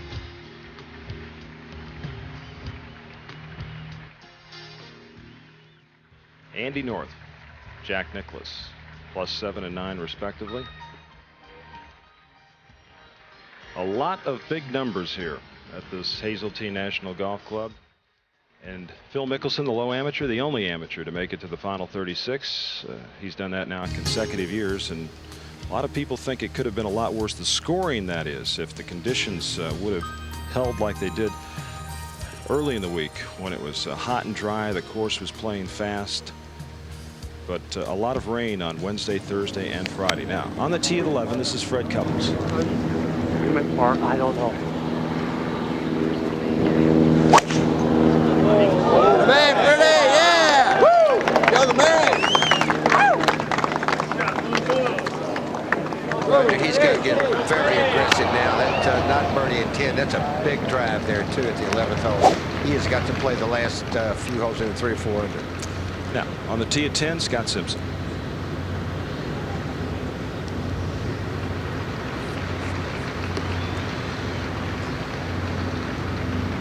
Some number of fairways hit by Scott Simpson.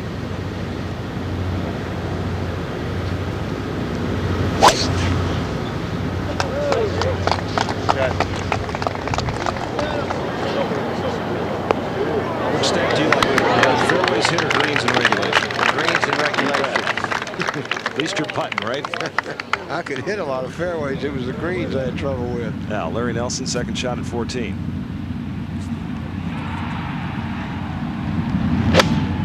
That's a 133 with a 9-iron. Pin only on 11. Got to get up. Just jump back on him, Jerry, into that intermediate cut of rough. Tough little pitch he's got there, too, because that green is raised a little bit. You can't tell that. I'd say try to bump it in the bank and let it trickle up. Depends on his lie there. Now, Payne Stewart hit but 3 of 7 fairways today on the front side. He started right out and missed the first one with an iron.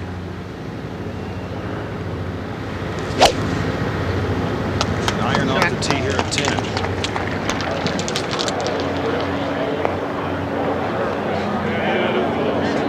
Position for Payne Stewart.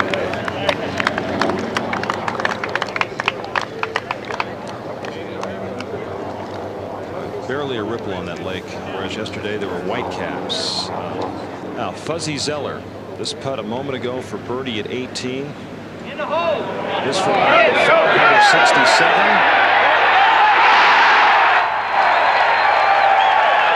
And Fuzzy Zeller, 286 for the championship in the low round of the day so far.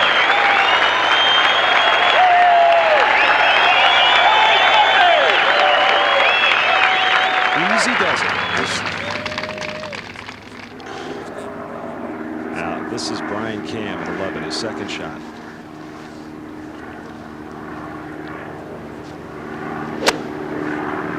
Played on the same Florida State team that Nolan Hickey played on. He was a senior when Nolan was a sophomore. Well, the wheels have begun to come off a little bit. He made 6 at the 10th hole, that dude. He did, and was just off the edge of the green in 2. He just has to regain his composure and make a good tournament out of this. 37 on the front side for Brian Cam. After he got that break, though, Roger made 6 at 10. And a double bogey, yeah. So 2 over now. Can he reach it? I guess he can. He's got an iron. I guess he can, David. 266 to the hole, 250 to the front of the green. Is there a par 5 he can't reach? I mean, the conditions are right. He has a good lie. He's on the correct side of the fairway for this green. The hole turns to the right from here. And say that again for me. How far is he? 266 to the hole, 250 to the front edge of the green. 11 plays 556 yards. When it comes to far, my bet's on Freddie. Yeah. Oh! He's turned it left a little bit. And just short. Ball sitting up there. Yeah. Might be better than bunker, though. Yeah. You know, it just depends on how good a lie you've got there in front. Now at 14, third shot for Larry Nelson. Perry with a little sandwich, taking the flagstick out. Some makeable chip. Get in the hole! And it's really fast once it gets up on top there, Jerry. Well, actually, David, he was going kind of across the slope. He got too aggressive. It just kind of jogged. in there, Larry. Larry. He's not laying up, though, Raj. Yeah. Has that left for his par.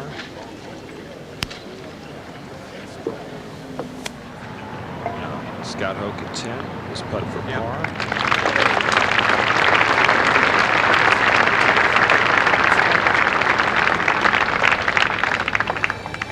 And David, the 10th hole here.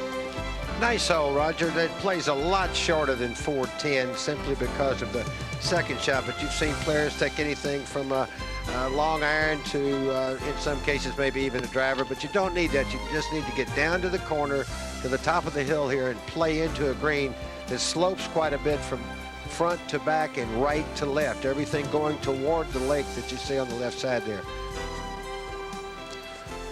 Now, we're going to take you back to the 1970 United States Open here at Hazeltine National Golf Club and Tony Jacklin. This is the final round, second shot at the 10th hole.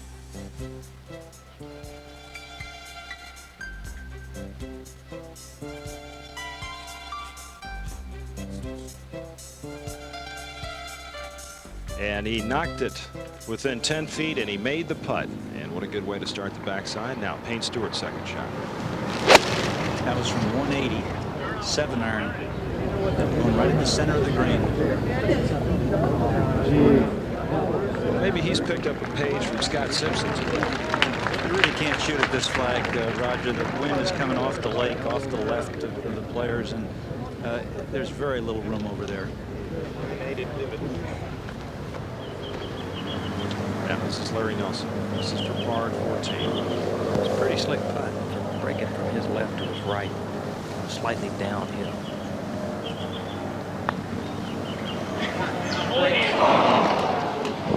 Stop. Dad, can I find you play? Back to 10. It's about as bad as he gets, a dadgummit. Scott Simpson has 160 yards. He's got an 8-iron in his hand.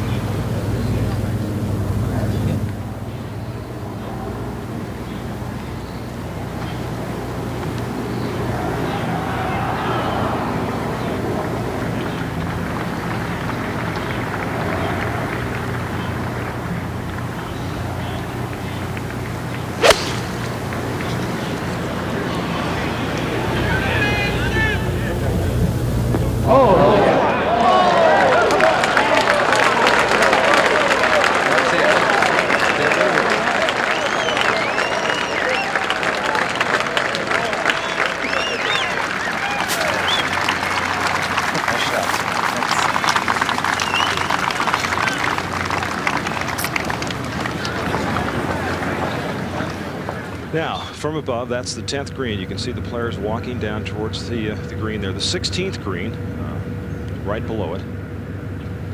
As we go to 11 now, the third shot for Fred Couples.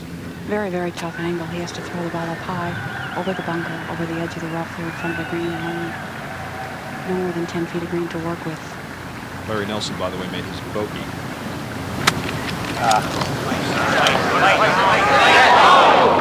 The hours and just carried the ball a little further than he needed to.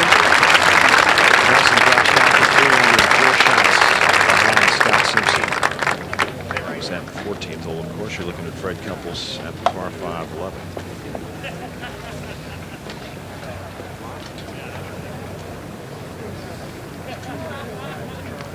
Take a look at the leaderboard now. Once again, Larry Nelson began the day 7 shots back. Arnold Palmer, last man to come from that far back, to win an Open championship after 54 holes, 1960. Was trailing by 7. Both born on the same day, September 10th, Larry and Arnold. And today's Phil Mickelson's birthday. 21. Isn't that nice? Nice for him, 21. Yeah. I don't remember that far back.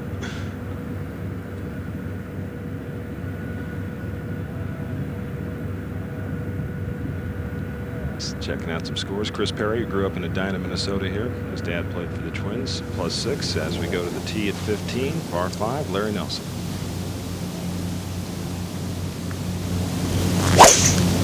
That's you, Larry. Larry swinging a real left-handed driver right in the middle of the fairway.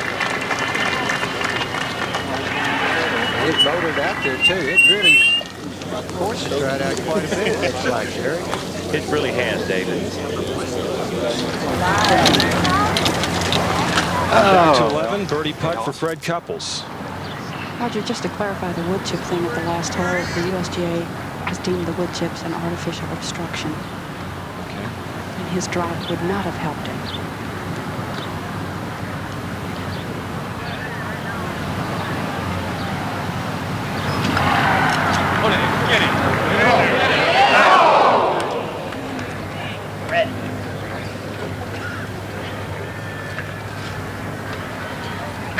Payne Stewart. This is for birdie attempt. Some roads here at Hazeltine, where if you shoot the ball to the middle of the green, your putts are so fast, and that's what's happening here, right toward the lake, downhill.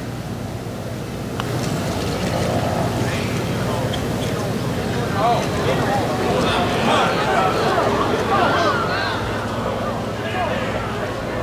that's pretty good. Didn't think they would ever get there, and it just kept trickling on down.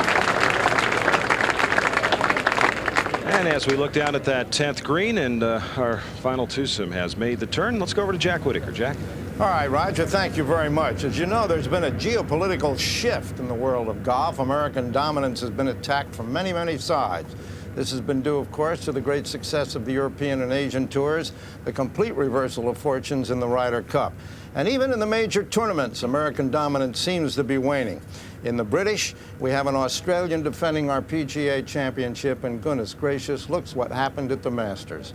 In the last 13 years, 7 winners have been foreigners, including the last 3 in a row. It seems that only in the United States Open Championship have Americans held the high ground. Since John McDermott, the first American to win 80 years ago in 1911, only 7 non-Americans have won our national championship. Oh, but the foreigners have come close lately, haven't they? Faldo at Brookline and Faldo again at Medina, Wisdom at Rochester, Dave Barr and Chen at Oakland Hills. But the Stars and Stripes are still flying. The British were so cocky this year, their odds makers made it 5-1 that an American would win this tournament. Well, as we go into the real part of this championship, let's see what the foreigners have done. I make it out that Olathabal is 8 strokes behind, carrying the entire foreign invasion. So once again, the Americans have prevailed in their own championship. The major championships are supposed to define who the best golfers in the world are. After all, it's not war, except for the Ryder Cup. And that American, Scott Simpson, just rolled in the birdie putt to go to 8 under and a 2-shot lead over Payne Stewart.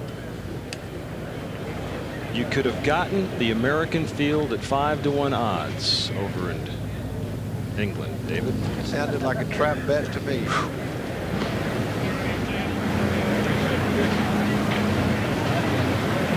I know probably were on the Concord.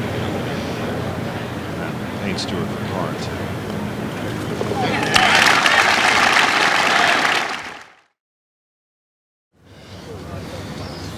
And we welcome you back on the tee at the par 5 11th as Payne Stewart trails Simpson by 2.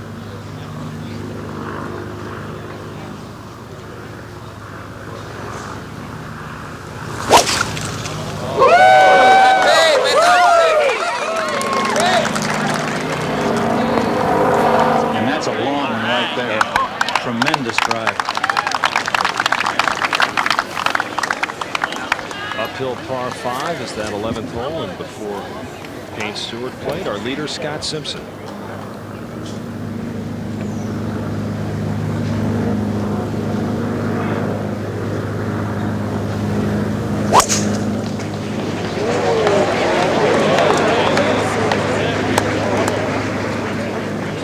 And he has found the rough to the left. Now Larry Nelson's 3rd shot at 15. Larry's ball's sitting pretty good, although it looks longer than it is there. He has 90 yards to the flagstick with a sand wedge. Ball should release a little bit when it hits the green. Just skips past the pin, releases to the fringe and back. We just carried a little too far.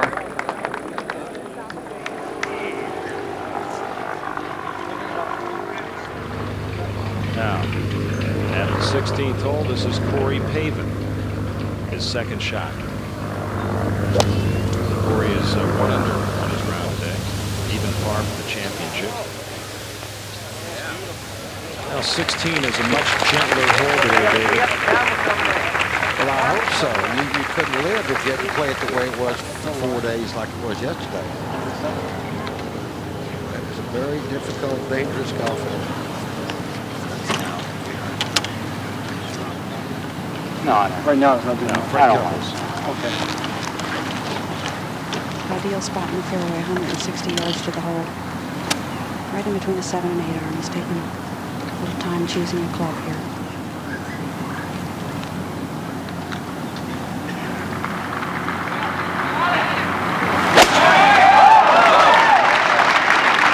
Hit this in very, very high.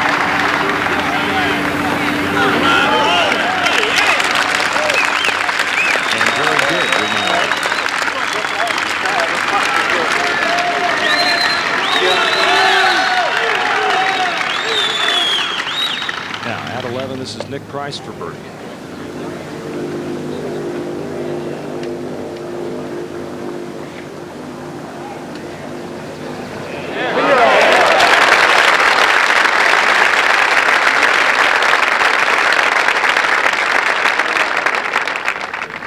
And also at that 11th hole, Scott Hoch, playing along with Nick Price, has this putt for birdie.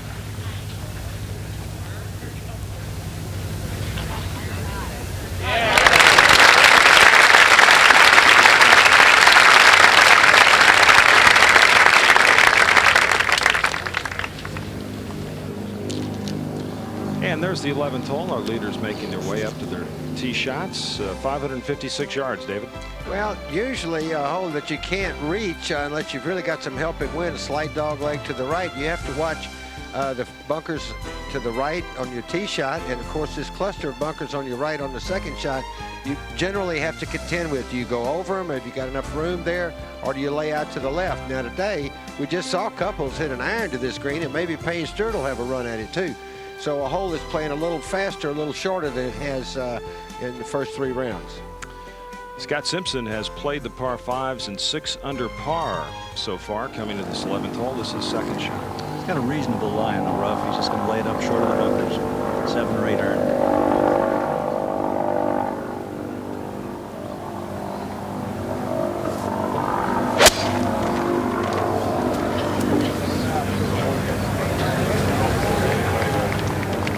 Say this before, Roger, it might be of interest to the people that all of these players are using 90 compression golf balls.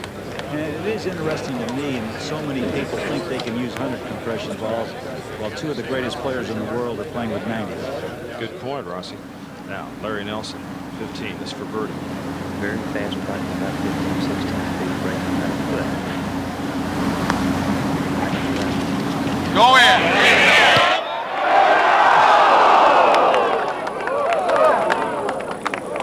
Check the cut. Let's shoot!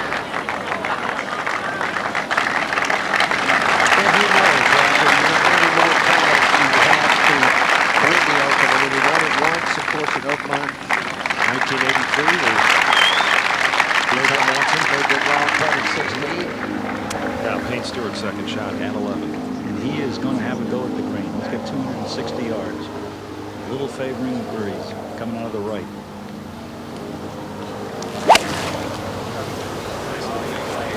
Got a little too far right, I believe. Caught that tree and jumps down into the rough. Won't have too bad a shot from there, though. Yeah, he's got a little room to work with. Pins cut back to the left side. Just depends on his lie there. That rough, see, there's no gallery bit over there, and I don't think too many players have been over there this week. That could be deep. Well, these 2 players are former champions. Of course, Scott Simpson won the United States Open back in 1987 at the Olympic Club in San Francisco, California. And let's go back and take a look. David, 15th tee here. Beautiful par 3.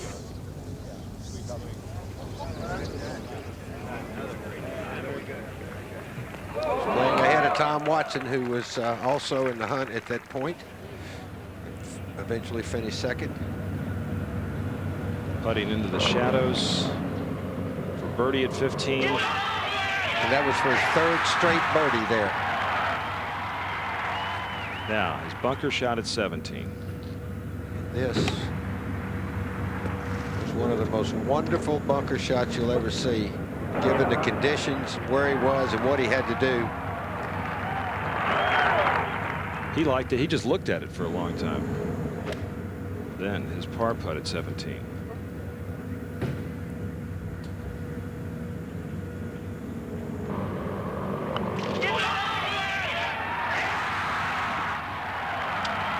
Meanwhile, back in the fairway,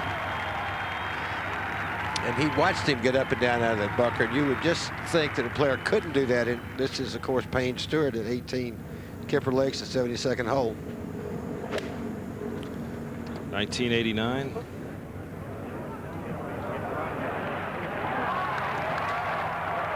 He came from behind.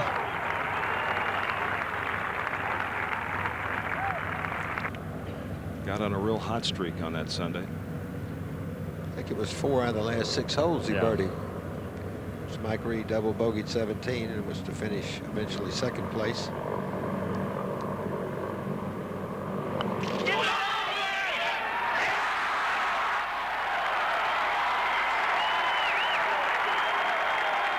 Now, third shot at 11 this year, Scott Simpson. 136 yards per 9 minutes.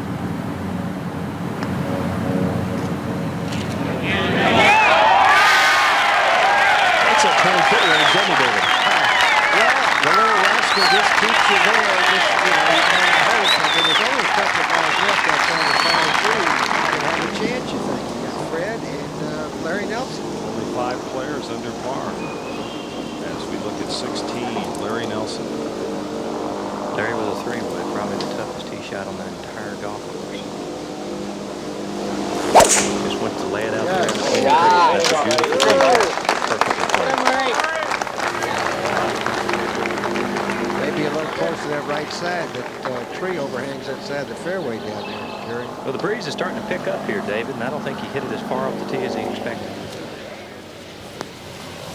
Now, this is the 11th hole, the par 5, third shot, Payne Stewart. Not a very good lie. It's going to have to hit it way to the right because it's going to break a lot. That's going to be below. That's a very, very good shot, though. Really released nicely for him. Payne Stewart will have a birdie putt, as will Scott Simpson, and we'll return with more golf action from the 91st United States Open after this message and a word from our ABC stations.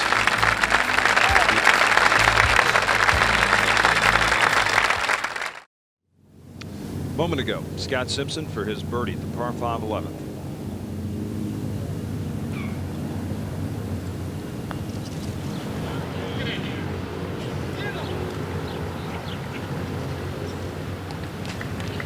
Scott will have that left for his par to remain at 2 under on his round today, 8 under for the championship, and now live with Payne Stewart, 4th and 1.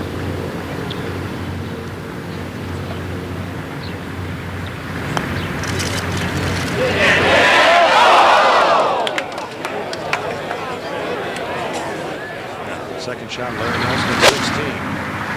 He had 137 with the flag. That was an 8-iron. David to the right. Get up. Go right up over that tree. Very difficult shot. Well, it makes you stay left in that case, because if you stay back and try to hit a high shot, a lot of times you pull that ball. Now at 13, par 3, second shot out of the bunker for Fred Couples.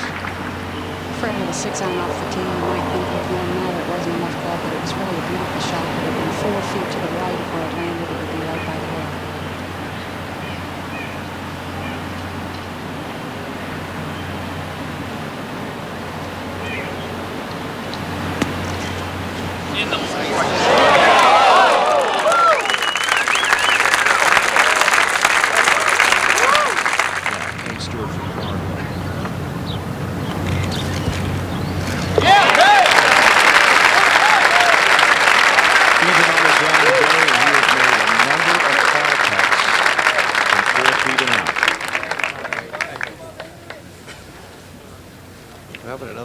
by Scott there. I mean, each hole that he keeps going like that, you just eliminate more of the players.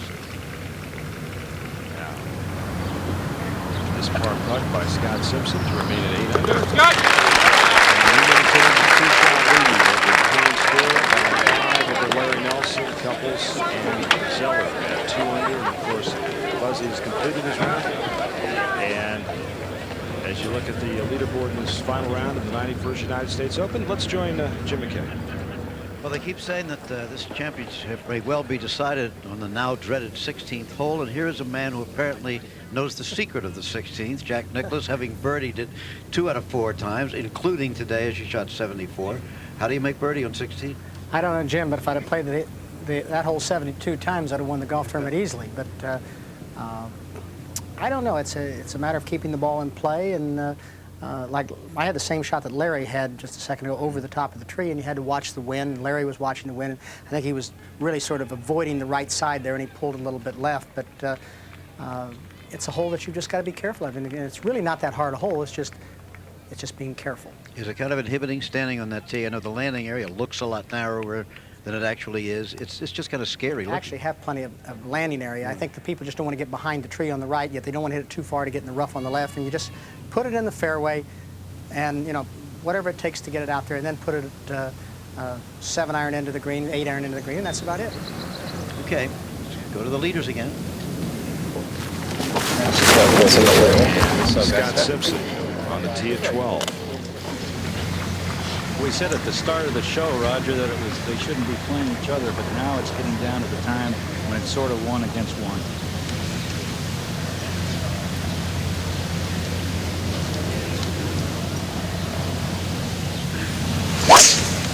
Okay.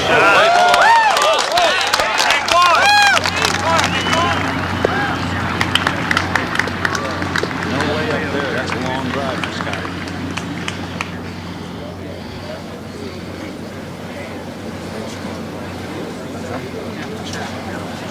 Now, Payne Stewart. Hold on.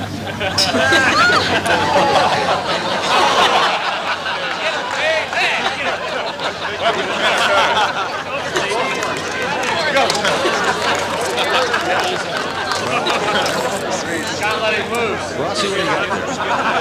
On fairway, right? Where's the marshal? There's a critter running across the tee. That's what it is. There's a lot of critters out here. I guess the critter was playing through, David. Payne just let it move on its way.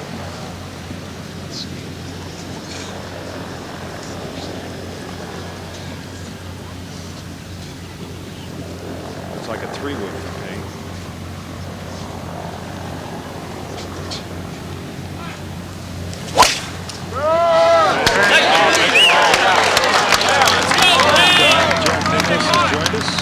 Our broadcast position that drive finds the rough there. Wild off the tee today. Just started right at number 1 and we put the iron in the fairway bunker. Now, a moment ago at 16, Larry Nelson. Just for birdie. This is a putt he has to make if he wants the chance to win this one. That's asking a lot of us here, Jerry. That's a tough putt.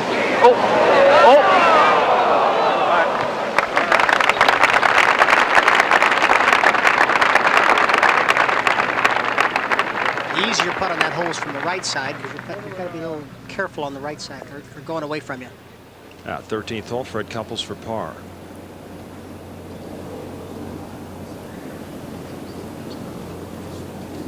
Nice. Out of the bunker, and Couples remains at 2 under.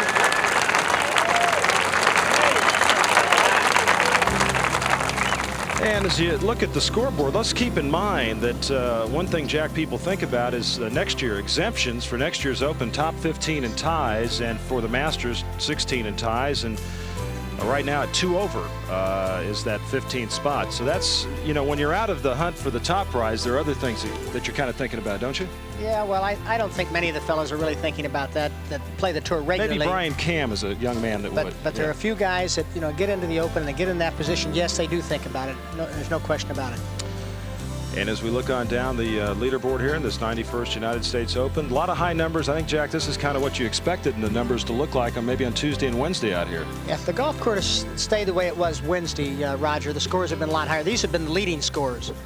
And we sort of this morning when we went out and played, sort of felt like the golf course was really going to be tough. We didn't have much wind early. The greens were extremely fast, probably about 2 feet faster on the stent meter than they've been all week. And we said, uh-oh, if they get wind this afternoon, well, fortunately for the golfers out there this afternoon, they have not had the wind, and the greens have actually looked like they've slowed up. I noticed the putt that Payne Stewart had on number 10 this morning from the right side of the green. You couldn't stop the ball from going past the hole, and he stopped it. So you've had those kind of situations, and the golf course is really playing very nicely this afternoon. Difficult, but nice. And you look down to the 16th hole. There it is right below us. Well, the 16th is a rather unique golf hole, and Jack Whitaker had some thoughts about it. There's a theory about golf course architecture that great courses evolve. They do not spring full-blown off the architect's drawing board. Certainly that's true here at Hazeltine. No course that ever held a U.S. Open was more severely criticized than Hazeltine in 1970. But the course in 1991 is a completely different one. And nowhere is the difference more strong than here at 16. 16 began life as a par 3 downhill with a tree overhanging on the left. A hole, Bob Rosberg said, that was the only par 3 he ever saw that was a dogleg. It was, by consensus, a very bad golf hole. Well, some of the members got together and found another way to do it, and they got the original architect, Robert Trent Jones, to sketch them a par 4, utilizing the waters of Lake Hazeltine. And it went from being a very bad par 3 to a very classy mid-distance par 4, and gave a heavy dose of character to the golf course. You know, in major championship golf courses, there's always one hole that makes or breaks the championship. A hole in which the champion gets through and the pursuers fall by the wayside. That's usually the 17th, the road hole at St. Andrews in Scotland, the 17th at Muirfield in Scotland, the 17th at Medina and the Country Club, and Marion and Pebble Beach.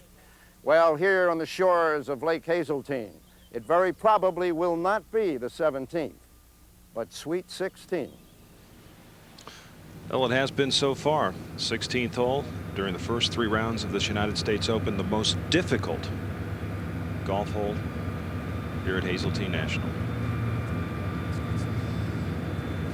Now, out to the 12th, our leader Scott Simpson checking out the yardage here at this par 4 measuring 432 yards. He has 177 yards to the flag. It's a nice 6-iron. Right. It's a breeze behind.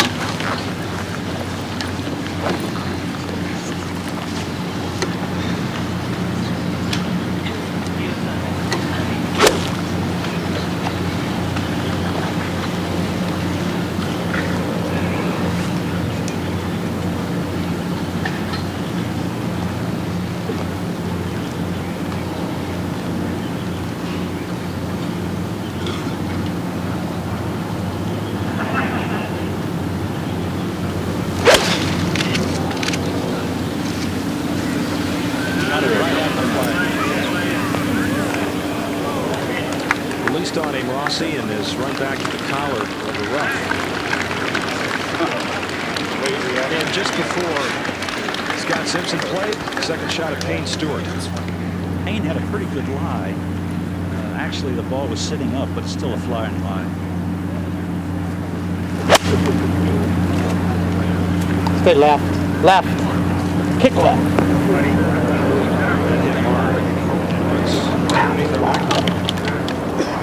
Green's pretty hard anyhow, plus the flyer. The green goes away from it there. It's probably one of the most difficult shots to judge on the golf course. Okay, check it. Now, here Jack Whitaker talked about the great 17th holes in golf. We'll be seeing one at Pebble Beach next year at the United States Open. This 17 is a par 3, playing 172 yards today. Larry Nelson with a 6-iron, Roger. Pin is cut in the front right. Only 7 paces on the green. Oh, baby. Come on. You're the man.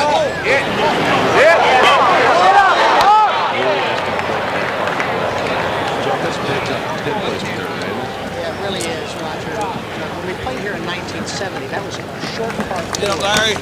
And the Noles were playing 8 or 9 iron into that green. And they've changed it to a 5 or 6 iron, maybe even 4 iron, to pin it back to par 3 with about the same green. So that's a pretty darn tough hole. So those little pin placements in there are not set up for those long irons. That's Fred Couples. That's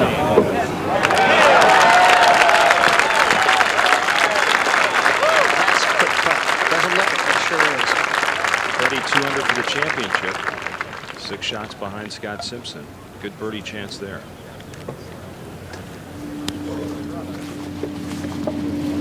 Our leaders have made it to the 12th hole.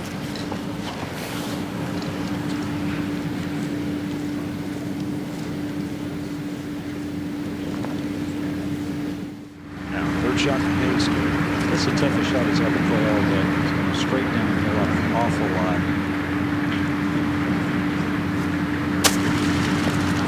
Run, baby, run. Keep going. Nice shot.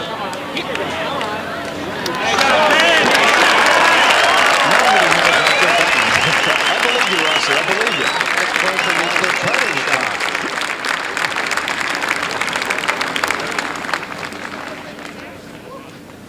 Beautiful play. I was leaving it. All right. Well, excellent play there by Payne Stewart. So he'll have that putt for his par. Now, Scott Simpson with his third shot.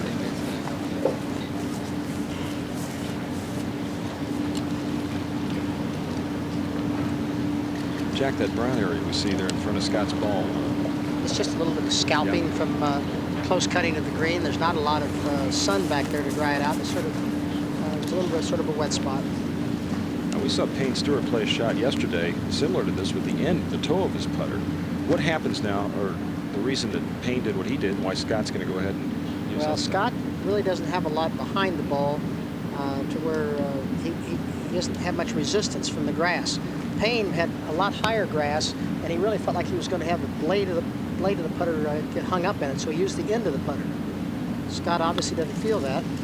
He got the putter on the ball pretty good.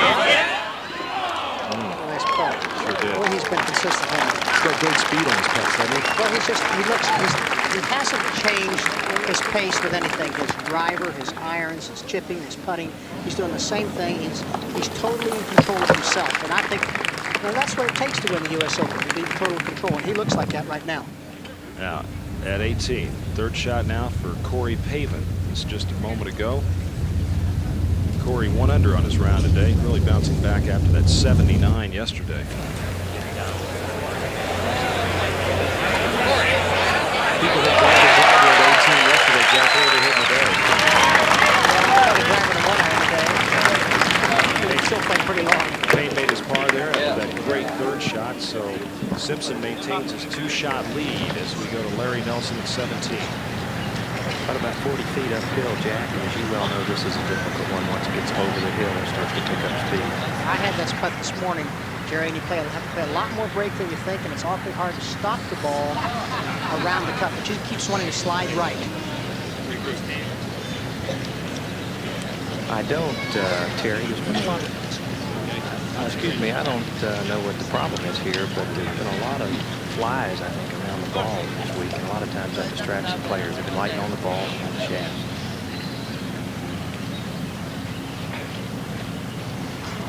You concur with that, Jack? I've had it happen all week. I've been sitting around the edges of the cup where they put the white paint and on the ball. And Jerry's absolutely right. He's a little bit more uphill though than I thought he was. I was a little further into the green, although he's putting straight up. But see how fast that ball went? So he's got that left for his par as Couples now for birdie at 14. Freddie played that putt like it looked. The putt looks like it breaks a little bit right, and it doesn't break right. I had that exact same putt this morning, and I missed it exactly the same way.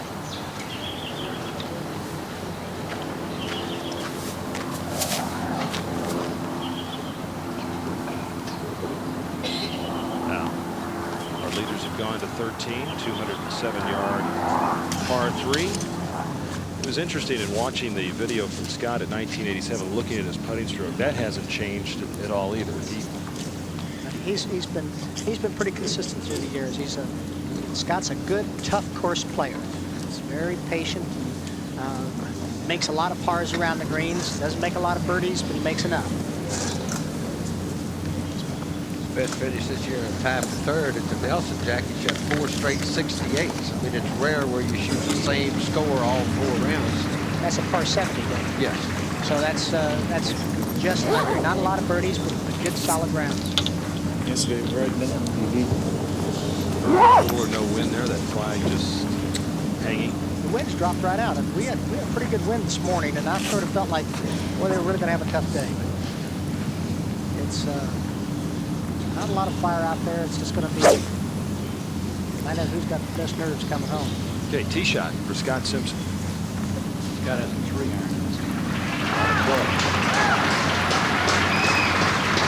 It's a lot of fun for him.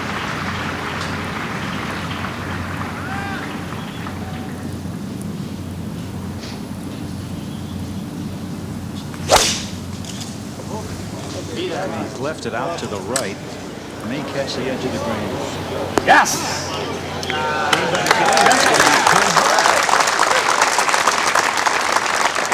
don't think that was a 3 iron. Oh, Corey Pavin missed his par putt there at 18.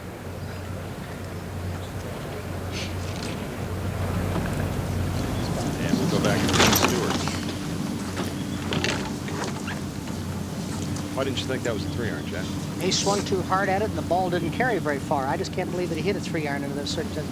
I think he probably hit closer to a 5 iron. Jack, I think you're absolutely right. I think I got the wrong signal from our boy on the tee. Payne has a 5 iron.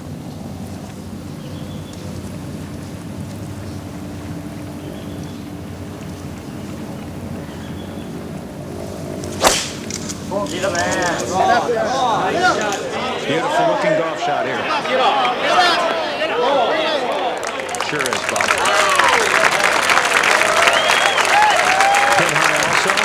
Running about 15, 18 feet. Fast putt. Corey Pavin, by the way, made his bogey at 18. And Pavin finishes at +1 for today. Even par for the championship. We go to Fred Couples.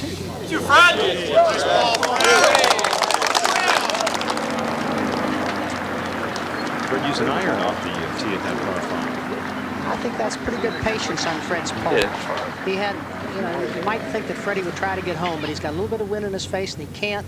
And the whole, so he just played the ball to get it in play, and I thought that was pretty smart on his part. Now, a moment ago at 17, Larry Nelson's putt for par.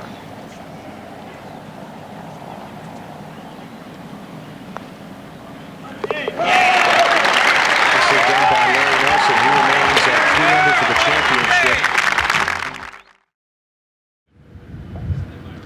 Welcome you back. Scott Simpson leads Payne Stewart by 2, Larry Nelson by 5, Couples and Zeller. Fuzzy finish with a 567, the best round so far today, as we go to Scott Simpson, our leader, at 13 for birdie.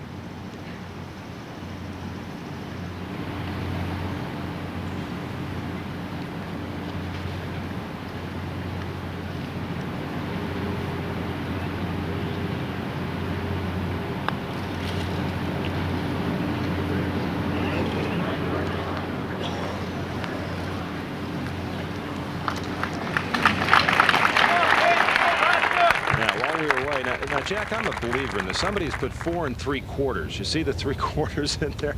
I think they're pretty close to right. Aren't they? Yeah.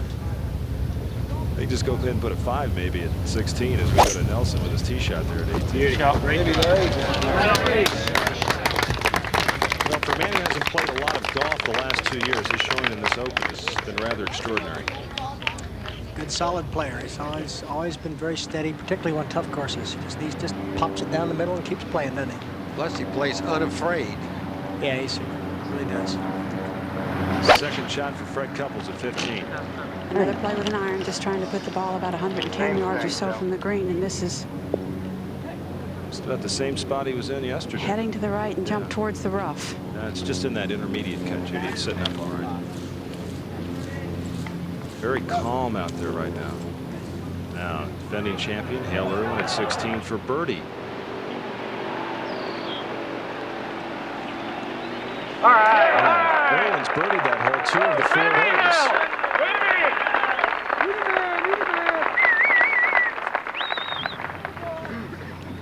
Now, Scott Simpson tapped in for his par. This is Payne Stewart for birdie to pull within 1.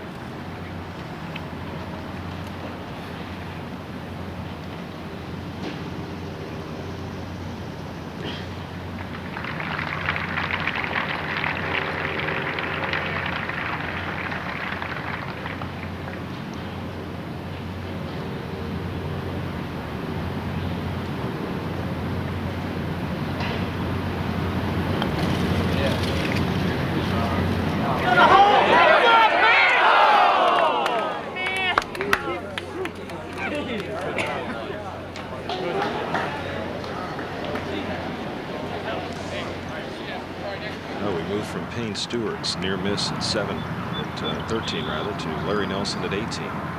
Roger, after a perfect tee shot, struck in the middle of the club face, he still has 229 to the flagstick. He's hitting all he can hit 3-wood, and it's right at the pin, but I don't think it's going to carry the bunker. Now it caught the bunker, Jerry. Well, it's a long way in there, isn't it? Well, it's almost a par 5. Yeah, I had 229, and I hit a 1-iron, and I hit it out to the right side, and ended up, no way I would have gotten anywhere near over the bunker. Now, Payne Stewart for his par at 13 to remain 2 back for our leader, Scott Simpson.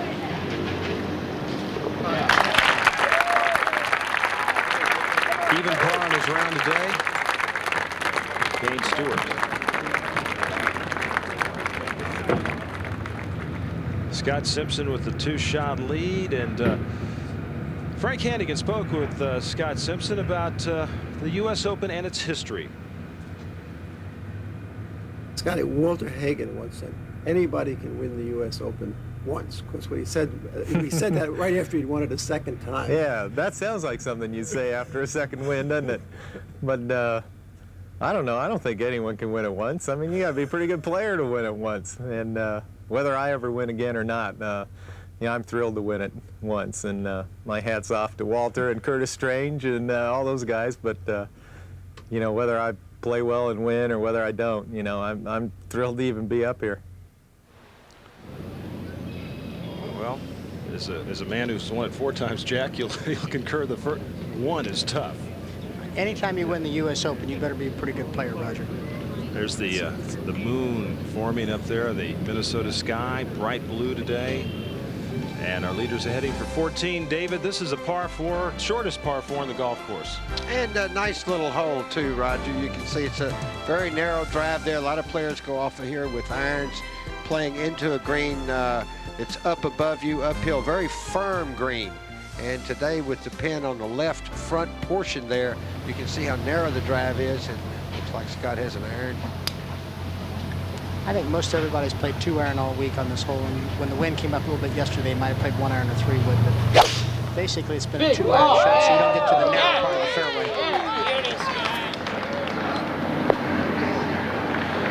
Perfect. Looks like he even left it on the upslope there. Well, that's what everybody's been trying to do, is leave it in that wide part of the fairway and slightly on the upslope. Get it over that little valley, which might be a little wet. Now Payne Stewart.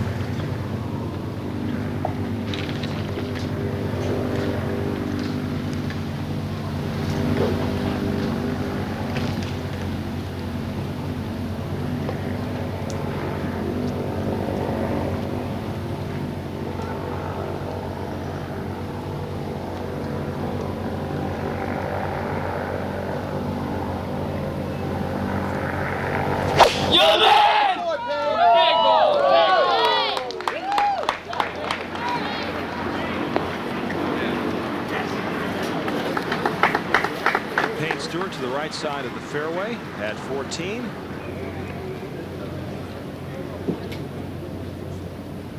Now move over to 15, the 590-yard par 5, third shot for Fred Couples.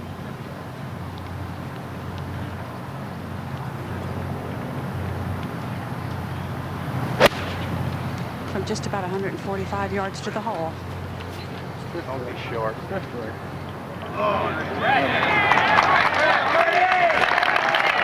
Freddie thought it was going to be short. He hit it past the hole, checked back nicely. Roger, thank you very much. Here's Payne Stewart. 130 yards.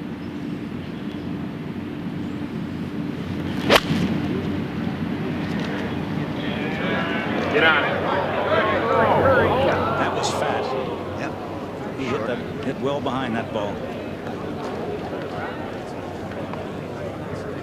Up at 18, Larry Nelson with a fine round today was coming out of the bunker. His third shot on the par 4, 4 under for the day, 3 under for the championship.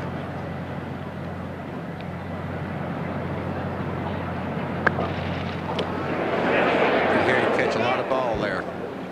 It sounded like it was hard, didn't it? Yeah.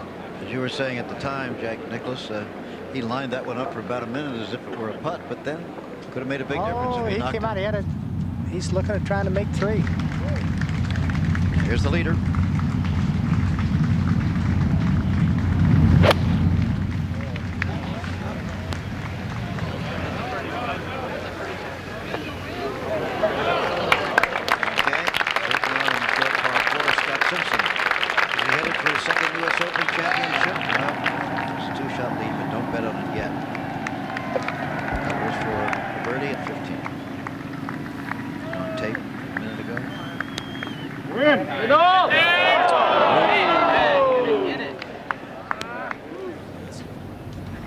Larry Nelson needing this for a par and a round of 68 at the 18th hole. Earlier rounds of 74, 71, and 72.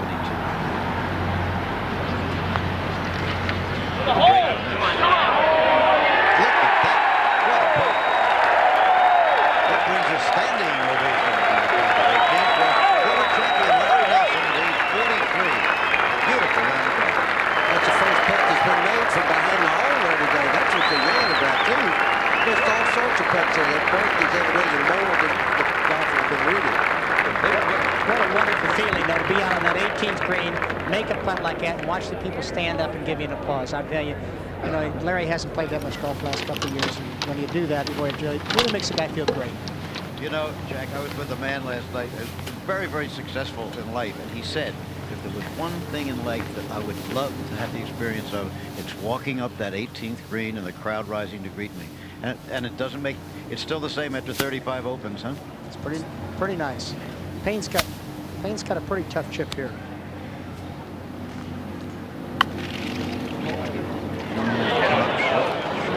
He had a little crown there that he's had to go up and over, and he just didn't quite get it over that crown. He knew that if he got it over it would go sort of take off on him. Can't afford a bogey here. And now here is 16. Remember, the leaders will be coming here soon enough. Fred Couples. You have to hit it over the water, remember. There's water on the right, the big lake, creek on the left. But no wind today. It's a little wind, not much to make much difference. It's a little bit in their face, left to right. Stay in the fairway. The right is where you don't want to be, right?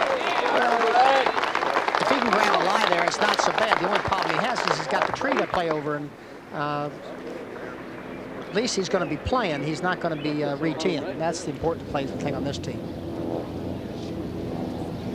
Scott Simpson has yet to make a bogey today. 2 birdies, no bogeys. But he had no bogeys yesterday until he got to 16, and he bogeyed 16 and 17. He's got that same little sort of crown to putt over the top of, but you can't see it. Just short and left of his ball. And it's sort of, the ball's been going over and just sort of sliding either direction on the other side of it. And I don't know what his is going to do here. Should go a little left to right. Oh, this is Johnny, that's the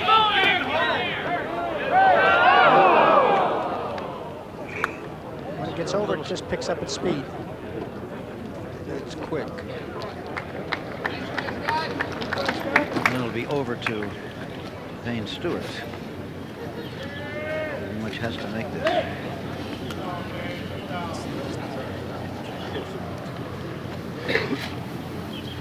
Jack, is there a bit of a mind game going on out there? There's only 2 men in it now, and they're playing together.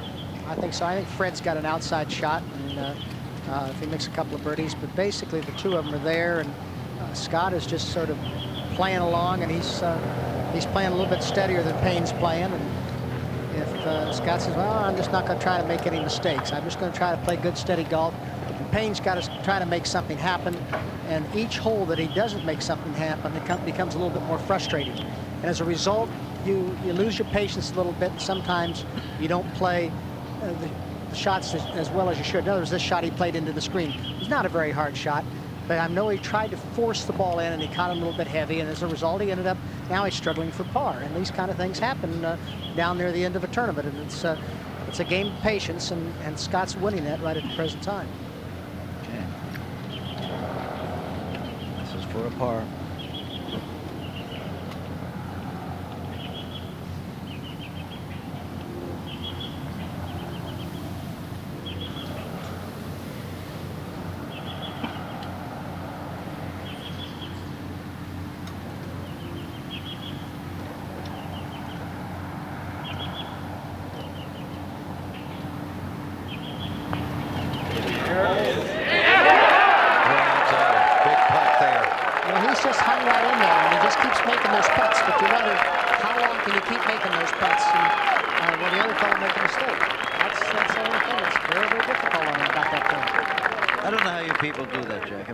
Like that in that kind of a circumstance, that's a special kind of person, Jim, special kind of nerves. Jim, you just have to make it. That's all there is to it. Payne showed a lot of guts in making it.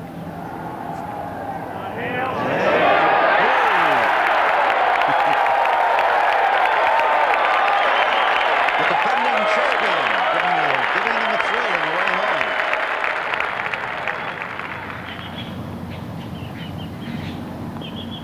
All right. Simpson retains the two-stroke lead now with 4 holes to play. 2 holes ahead, the dreaded 16th. But Jim, you talk about consistency. If Scott should finish even par better, he will be the only player in the field that didn't shoot an over par round in the tournament. That's what does it. Some rather long walks from green to the next tee. Well, because this wasn't the original design. This 16th hole is brand new. It's well down the hill behind and right of 15 green. Here's Couples. Miserable lie in the rough, just a couple of inches from the lateral hazard line. 143 yards to the hole, what would normally be a very nice 9-iron for Freddie. Now he has to really chop out of this grass and to be safe, try to keep the ball on the left side of the green. Can he reach the green from there, Jim? Well, he can get home if he can. He's hit it pretty well and pretty hard to the left side. Okay. Well, there you see it.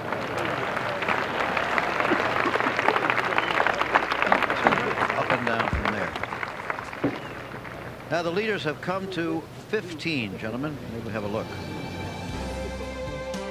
590 yards, bunker on the left, and most of the fellas are playing 3-wood or 1-iron off the tee to put it in position just to the right of the bunker, playing a 1 or 2-iron second shot to play it up or just to the right or left of the bunker on the right, and leaving themselves about 110 to 115 yards in. Pin's tucked in the back right today. You've got a slope on the front part of the green and then a little crest to go over. The pin's sitting just over that crest on the right. Scott Simpson, the leader. That's you, Scott! Interesting that yesterday, at this point in the game, Simpson was 8 under, Stewart was 6 under, Scott led by 2. They're in exactly the same position right now. Yesterday, Payne caught. I assume Scott hit a 3-wood, and Payne looks like he's got a 1-iron.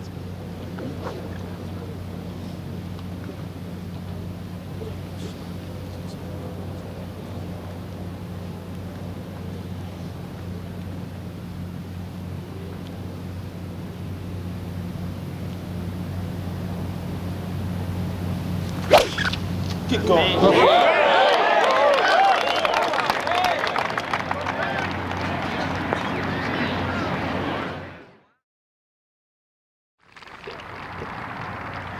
Back at the U.S. Open in the closing holes now. Scott Simpson leading Payne Stewart by 2. They're on the 15th hole. 590-yard par 5.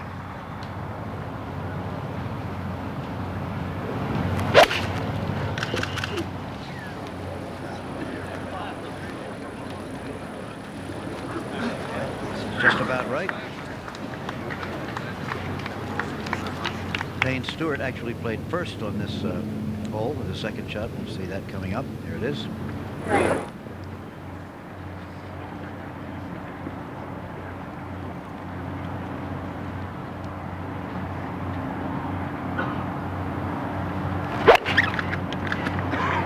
Shot.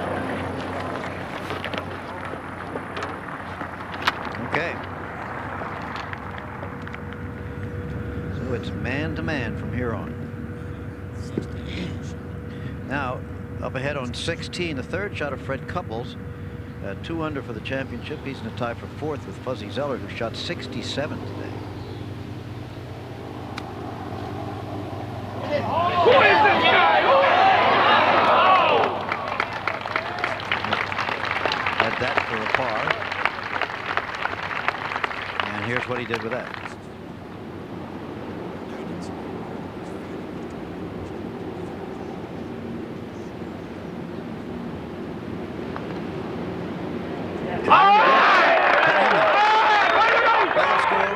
Roger Twibell with a man with a fine run of 68 today, Larry Nelson. Roger? Thank you very much, Jim. Yeah, 68. And Larry, you said if you could have putted the rest of the week like you did today, you'd have had something, huh?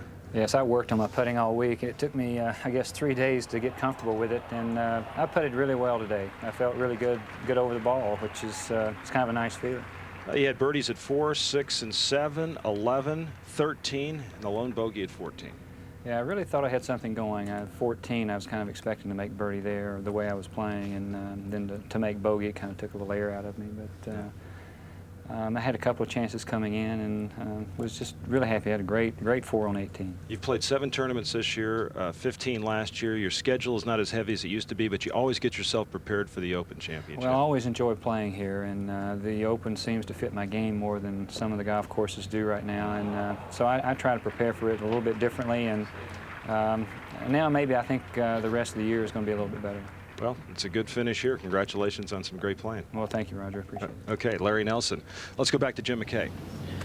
Okay, Larry Nelson, former U.S. Open champion, former PGA champion, a man who perhaps has not gotten all the credit that he deserves for the kind of a game he's played all these years. Came to the game fairly late in his early 20s.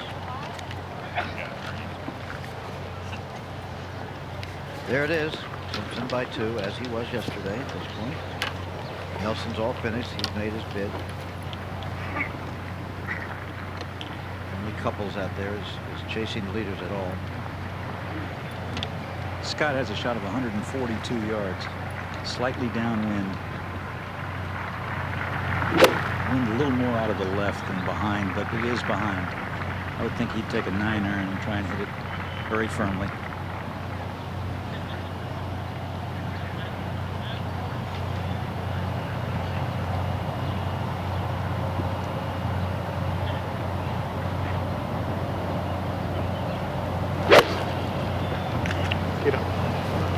Get up.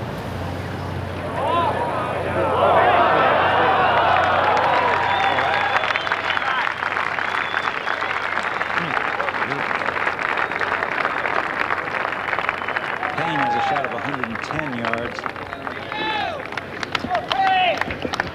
Imperative that he get this ball close right now. And Scott left himself in the perfect place on the green to putt from.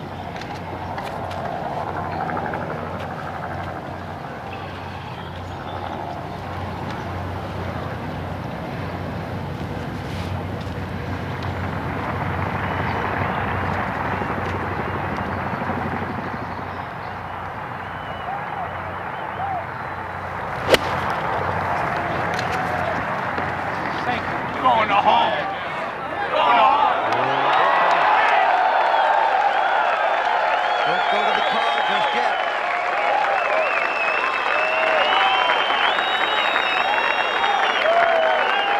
Stick around.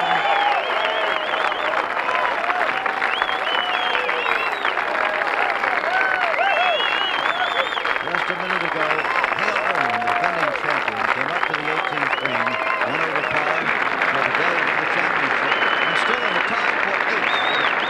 Well into his 40s, in the autumn of his career, he's still walking at home in glory.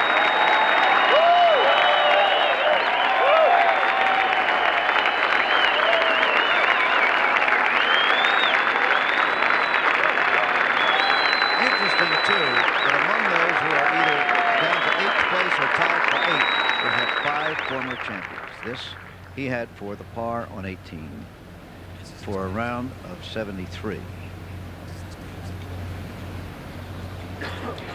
Well, make it 74.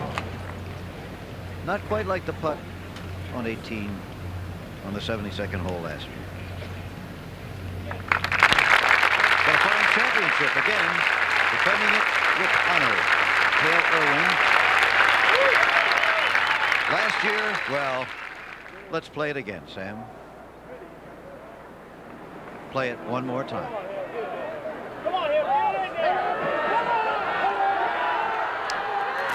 And time for the dance.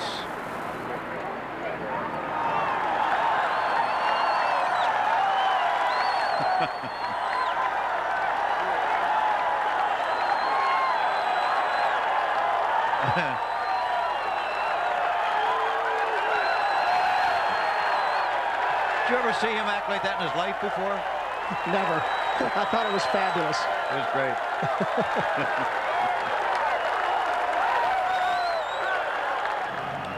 But in the top 8 right now, you have 5 former U.S. Open champions. Scott Simpson, Larry Nelson, Buzzy Zeller, Ray Floyd, Hale Irwin. Now, Scott Simpson.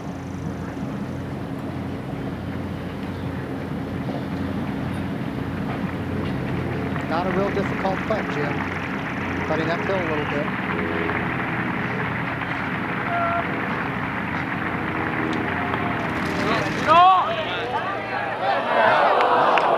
And that opens the door a little bit because Payne Stewart has a very makeable bogey putt.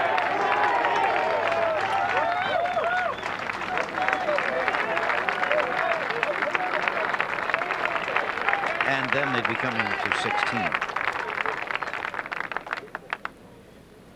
Payne doesn't have any gimme here. He's got a little slippery little putt going down the hill, breaks a little bit to the right.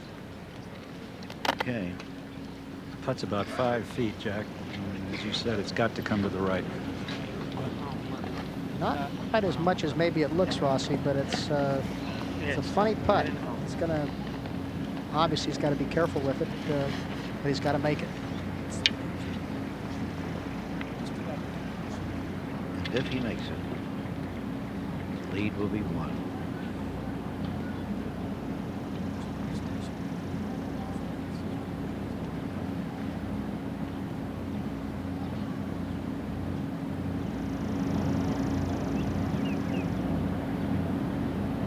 Get it! Well, as you said, not an easy putt. Not an easy putt, and it doesn't break as much as it looks.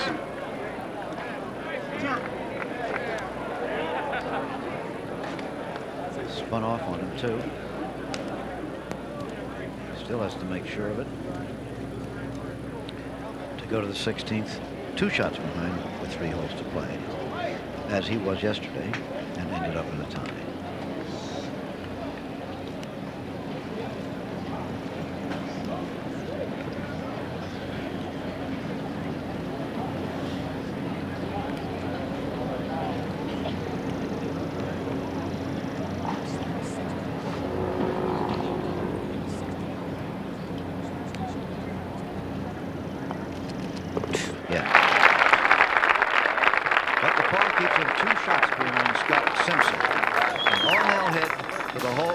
Said earlier, I think, has become famous in one short weekend, the 16th at Hazeltine, and anything can happen. We'll be back with more golf action from the 91st U.S. Open Golf Championship after this message and a word from our ABC stations.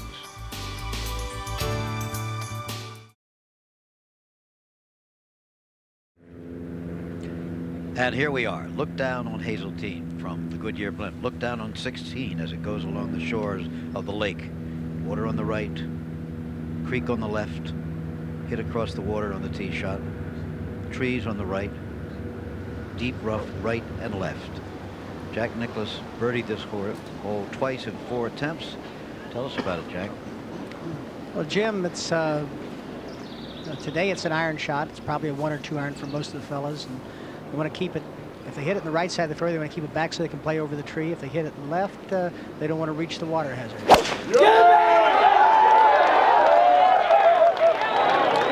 Payne's hit an iron. Perfect.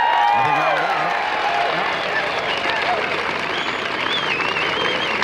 Gallery pick up in volume as we move on. Scott Simpson hit first. In 3 earlier rounds, he's had a bogey, a par, and a bogey. Simpson, as you see.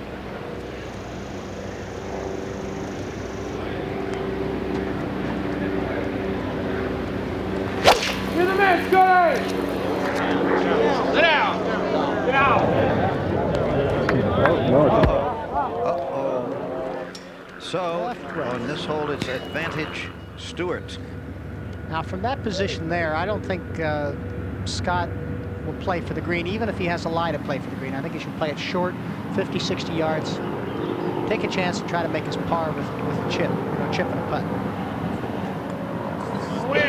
This was Fred Couples trying for birdie at 17. Good putt, too. But he'll stay at 2 under going to the final hole with a championship win. Here he is on the 18th tee now. Now he's in 4th place, 1 stroke behind Larry Nelson, and quite a bit of money involved. 3rd place is better than $72,000. 4th place is $52,000. $20,000. This one, of course, is mostly for glory and what comes after in the way of all sorts of rewards. Playing a 3-wood off the tee. Even without the strong wind, it still plays long today. If there isn't anything that plays real long for Fred. Yeah, well, you had hit, what, a 1-iron on your second shot? I hit a driver as hard as I could hit it in a 1-iron. He's playing a little 3-wood for position. Ready, Fred.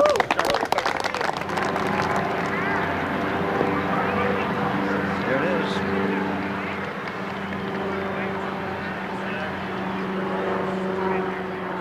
Okay, well, we've got Fred established there for the moment. Look at that crowd around the greens up there. But 16 is where the real action is at the moment. It's going to be. So let's go to Rossi out there. Well, he has a terrible lie. He has a lie that, as Jack said, I don't think he's going to shoot it at the green. I think he will do exactly as Jack Nicklaus said and play up short. This isn't even a teaser lie that I can see. Well, Rossi, even if he had a good lie, I don't think he should play the shot from that distance to the green. I think he should be laying it up. He's got a 2-shot lead. He should make, even if he makes 5, so he's still got a lead. I agree with you, Jack. 160 yards from the hole. Scott's been in this position before. He has patience to play this kind of a situation, and I think he'll probably do it well.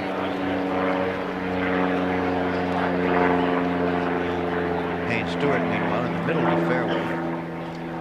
Payne is 130 yards in just the perfect spot. See, what you don't, the other thing, the other side of the coin is, if he lays it out, now Payne's thinking, oh, here, I've got to make birdie. Now I can make birdie, I can get back to even. Well, and he does have that opportunity because he has played the perfect tee shot. But even that you're trying to play for the birdie, you still have to be careful, because if you throw it in there, you've got the chance of the lake and the chance of leaving yourself in a position that you don't want to play from. If you put it in the lake, it's see you around.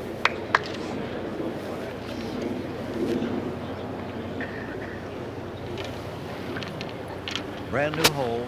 You haven't been with us all the way.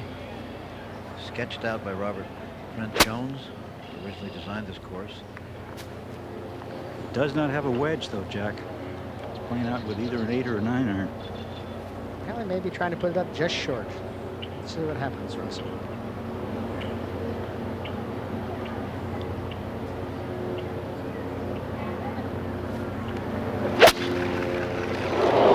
Shot straight left on him. Oh, boy. That was a mistake. Looks like you were right, sir. Well, I think he left himself. Now he's got a pitch which you can't see from television angle, but he's pitching over a knob, green going away from him, and he's going to have an awfully difficult time just getting the next shot on the green. Meanwhile, Payne Stewart with his perfect approach to the 16th green.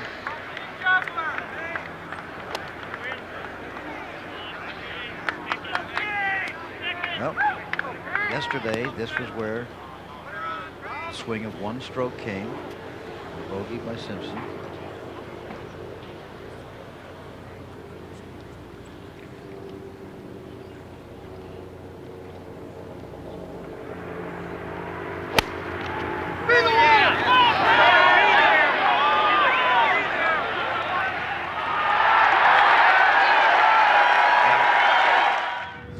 Scott Simpson has just hit his third shot on the par 4 hole, and this was it.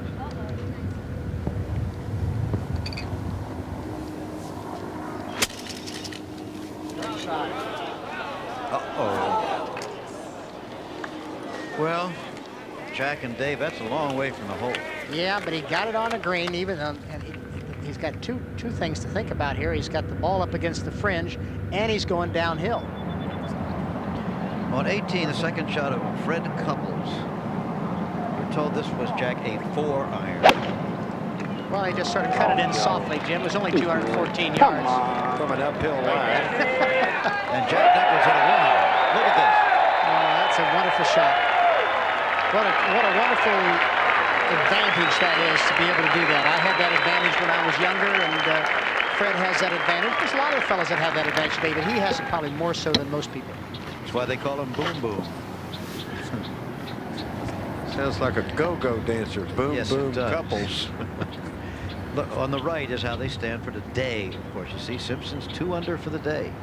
Payne Stewart flat even, but maybe that won't stay that way very long. I think Scott would obviously be very, very happy to get out of here with 5. Yeah. Should there be a playoff? It's 18 holes tomorrow in the U.S. Open.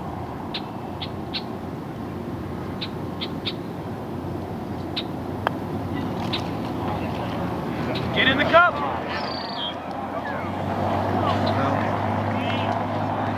little something left there.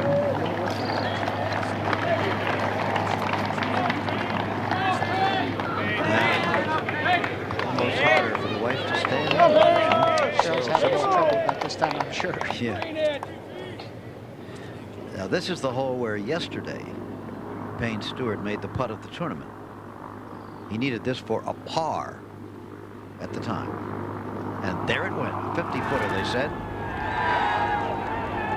You want to buy real estate from that man, because that is more like 75 feet. That's what it looked like to me, yeah.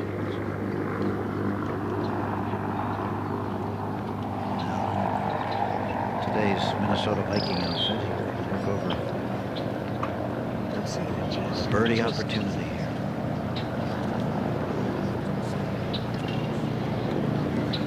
Now, should he make this? We'll go to 700. Scott Simpson. Already lies 4.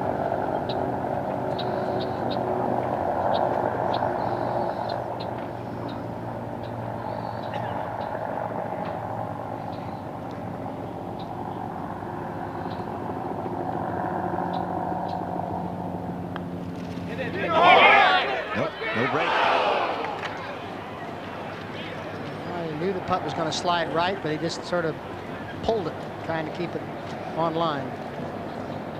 So easy to do. However, he still has the opportunity to gain 1 stroke here and trail by 1 with 2 holes to play. Let's see what happens. Yeah, Scott's got a little work left. Saying that depends on what Scott Simpson does.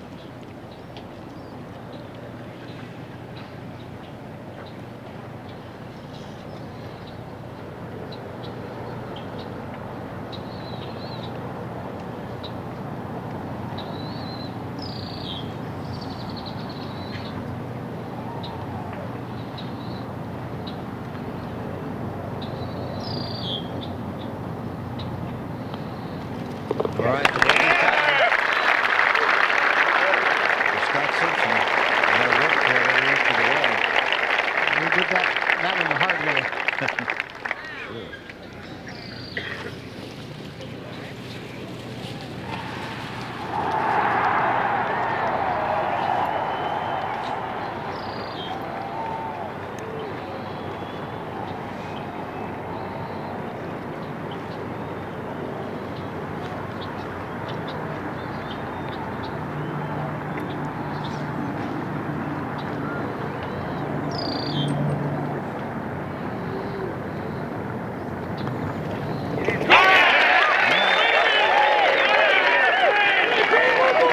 So the lead is 1. Up on the 18th green, right before our eyes. Meanwhile, Fred Couples, remember, he hit that monumental 4-iron to the green on this long par 4, had this putt for a birdie to move into a tie with Larry Nelson for third, and so he did. Fred Couples with a 200 par round of 70 today to add to 77, both in their middle 30s, in the prime of their careers, and in the cauldron of their careers at the moment. One shot between them, Simpson leading Stewart by 1, 2 holes to play, a par 3 and a par 4. The gallery grows and grows. What we've got here at 17 today, Jim, is 172 yards, a little wind from right to left. Just a nice 6-iron for both of these fellas as they'll try to hold it. The area where the pin in is not very large, it's relatively small, and there's a slope that goes away to the left. So if you decide to play to the center of the green or a little bit to the left of the hole and trying to play 8 or 10 feet, you're going to end up 30 to 35 feet. If you try to get it into the pin, you leave yourself with the danger of missing it on the right and having a fairly awkward chip. So even though it's playing shorter than it normally does, it's probably the most difficult of the pin placements to get it close. Again, when they came to 16 yesterday, Simpson was 8 under, Stewart was 6 under.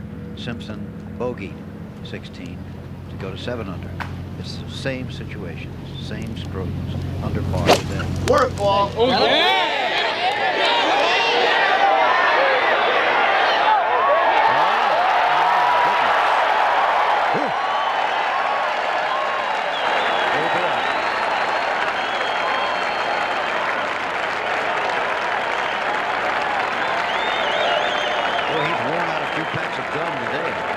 That was a gutsy shot right there.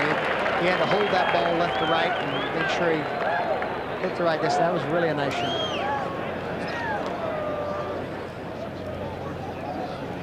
So you can see he parred this whole opening day and has bogeyed it twice since.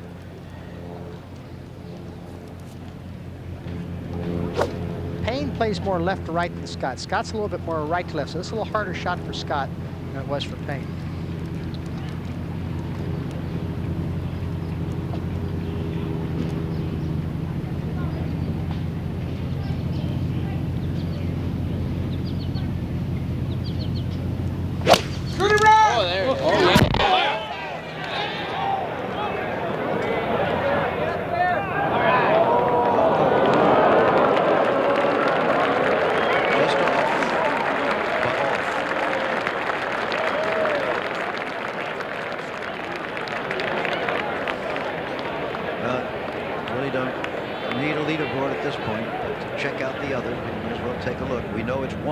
Simpson and Stewart, 4 for Simpson over Fred Couples and Larry Nelson. Then Fuzzy Zoeller, who shot 67 today. Nelson shot 68.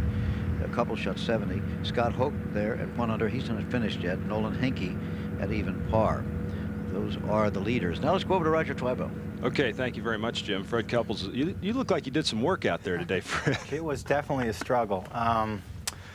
You know, I felt comfortable today for a change. I've gotten nervous before, but today obviously Payne and Scott were far enough ahead that I needed to go, and I hit it in the water on 8 after being 2 under, and then I got unlucky on 10, but finished with a good birdie in 18 to finish a good tournament. Yeah, well, we were all marveling, just a basic little 3-wood 4-iron into this hole.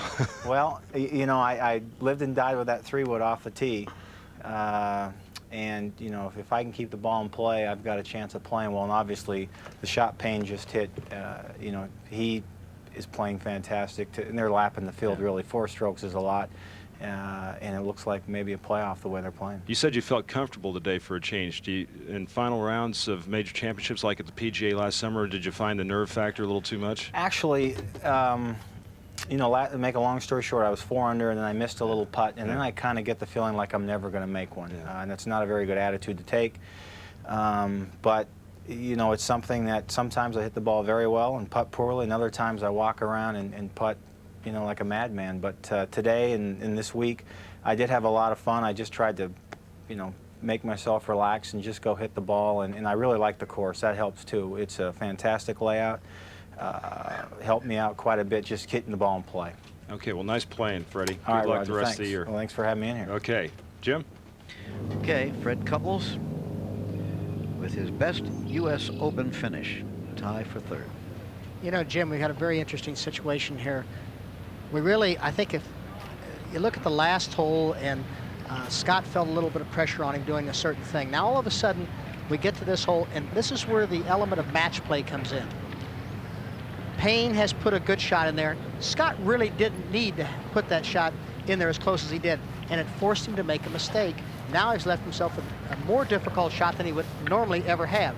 If Scott Simpson were not playing with Payne Stewart, he would hit the ball to the left of the pin in the center of the green and be putting for a birdie. But he didn't. Now we've got a little bit of, he's got a little problem here. Sure too. Let's see what happens.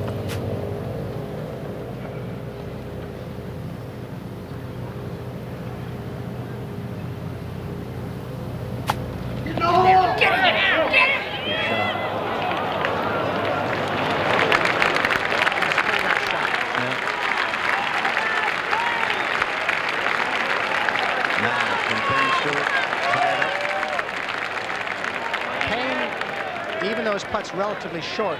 He has got one very, very quick putt. Really fast, eh? Very fast. Well, he's had birdie opportunities really on 15 and 16, both difficult but makeable putts. Now he's got another. Well, he's been unfortunate that he's been on the wrong side of the cup a couple times, and he's on the wrong side of the cup again to be able to take a run at it.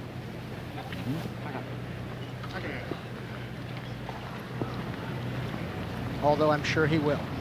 Yes. Should there be a playoff, ABC Sports will be on the air at 4 o'clock Eastern Daylight Time tomorrow. Remember, only the U.S. Open now has an 18-hole playoff on Monday.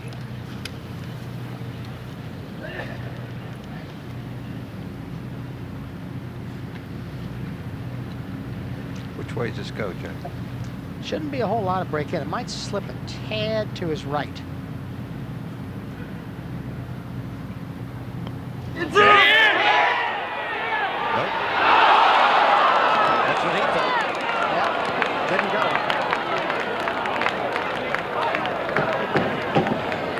3 in a row. Birdie opportunities, but Jack said difficult birdie opportunities each time. Couldn't make one of the 3. Well, when you get a putt like that, and as fast as these greens are, you really can't put a positive stroke on it. You've just got to hit it and let it roll, and that's, you know, you're sort of almost to the mercy of the green. If it's look like it's starting to break right there and then looks at it, it goes back to the left. Look, about a game of inches. Huh. That's the picture, all right. Well, they say the saddest words in golf, they're still away.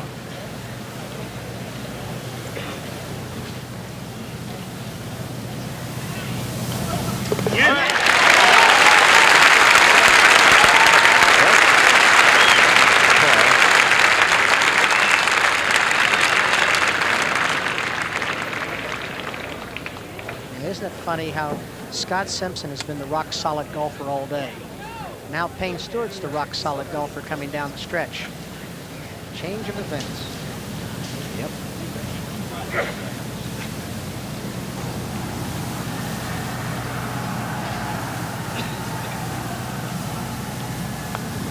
All right. We'll go to the final hole with a one-shot lead. Chance to win his second U.S. Open championship. Look at the crowd swarming there down at the bottom of the picture. There's already a huge number of people up around the 18th fairway and green. There it is. A trophy that someone will take home for a year as the U.S. Open champion. Take a moment to walk up there. Maybe look at some of the highlights of Scott Simpson's round. There was 4, Dave. This is for the par. It's a par 3, and he'd been in the bunker over on the right side. Played over, missed the green, but look at this. Dead, solid, perfect, as they say.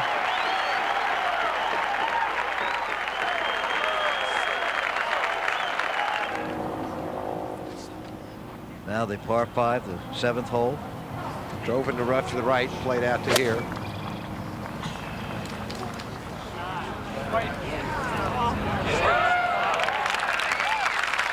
Just trying to pick out for you some of the shots that in the end may have made the difference.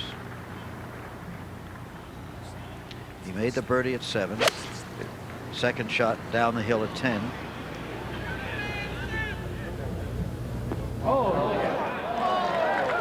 Beautiful shot there.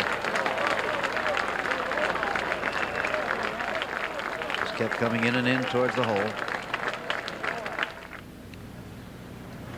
And the putt. For birdie.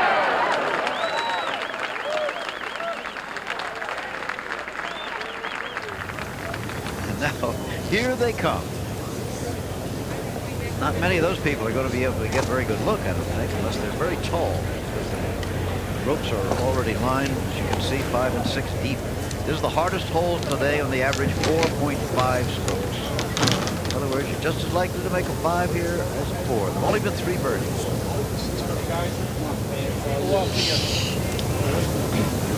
Fuzzy Zeller made a real big putt here.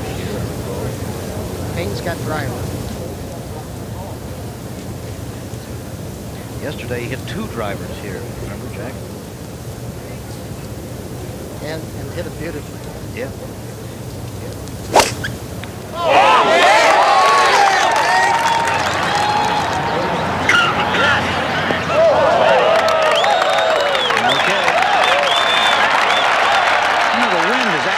If anything, is behind the players now, Jack.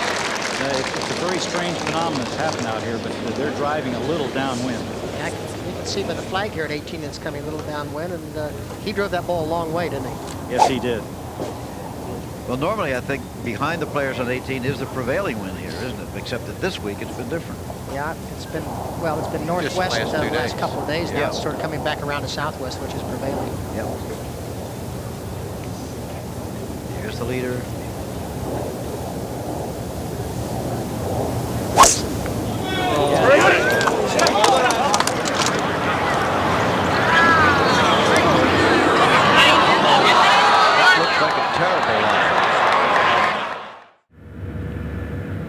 It looks peaceful enough from the Goodyear blimp overhead. A pastoral scene on a beautiful Sunday afternoon. There it is. Goodyear Blimp America on its Blimp Tour 91. It's good to have them with us. There, the gallery gathered around. Simpson will be hitting Fred Rossi. What kind of a lie is that? It's no good. Very, very bad lie. It's going to be a tough shot to get the ball in the fairway if he decides to try and put it up about 100 yards short of the green. His ball is just engulfed by the grass, and the fairway slopes sharply to the right in that area. So he's just going to have to take a wedge and try and get it in the cut stuff so that he can play a third shot. And how far is he from the green all told? Well, it really doesn't make any difference. No, I understand that. He's about 215 yards. Okay, so that's why. Yeah. That part of the rough right there is the lushest part of the whole area because it's where all the drainage has been. Spoken like a good golf course architect, Jack. You know.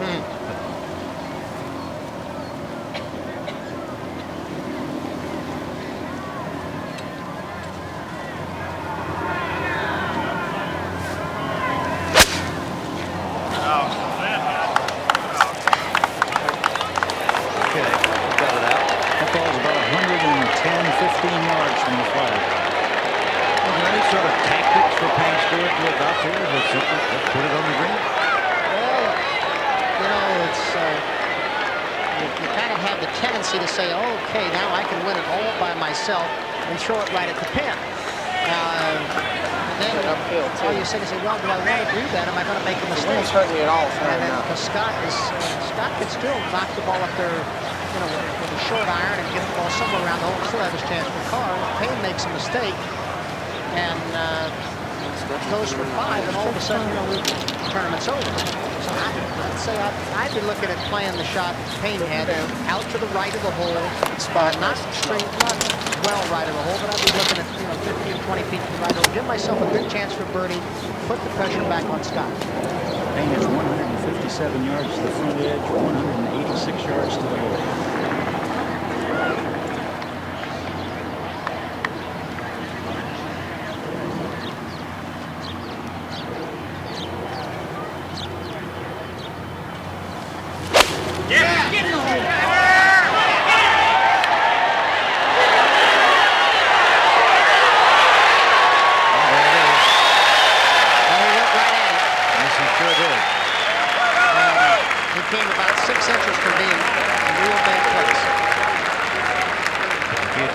additional 6 inches. He's great shape there. He's got a great chance. Well, shit, we're due to make a putt. Wake up. Show you some scores as they walk up. We also remind you once again, should there be a playoff, we'll start on ABC at 4 o'clock Eastern Daylight Time tomorrow. It's an 18-hole playoff in the U.S. Open. Masters these days are sudden death. The British Open is the 4-hole playoff. Dia Weibring to go around today. Tom Watson, he's better all the time. He shot 70 there. Yeah. Billy Ray Brown, another pretty good U.S. Open after last year's fine show.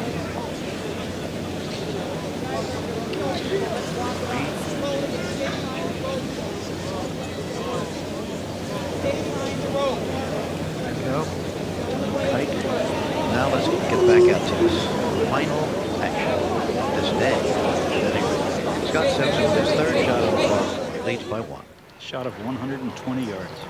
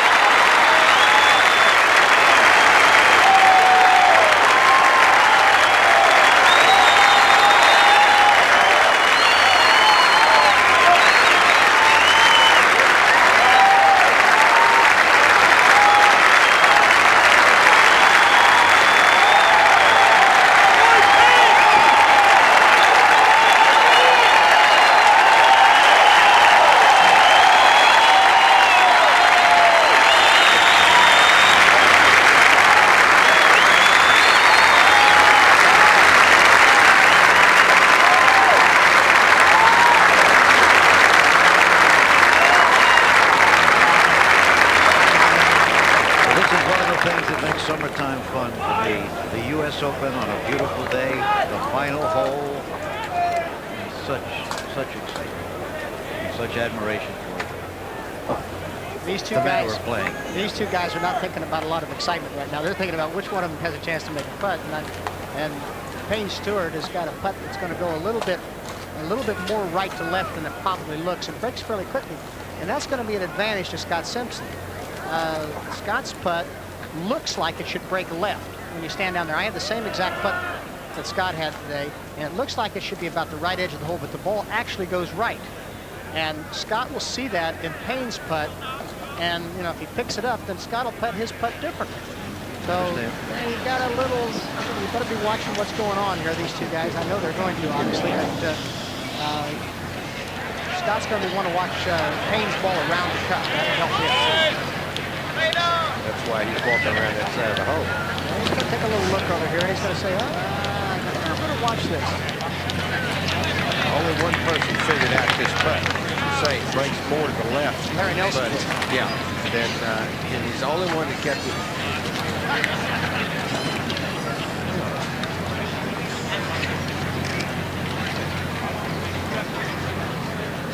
There it is. Remember, Simpson lies 3.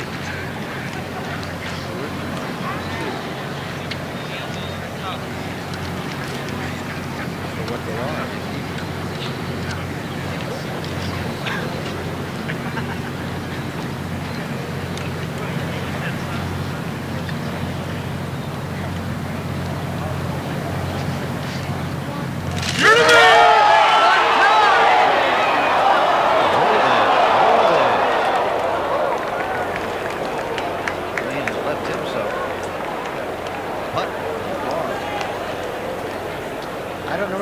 Good for Scott Simpson or bad for Scott Simpson? Why do you say that? Well, all of a sudden he sees Payne's got a 5-footer, and he's thinking about he may have to want to make it. Now all of a sudden he's saying, well, Payne may not make his next one. How aggressive do I want to be?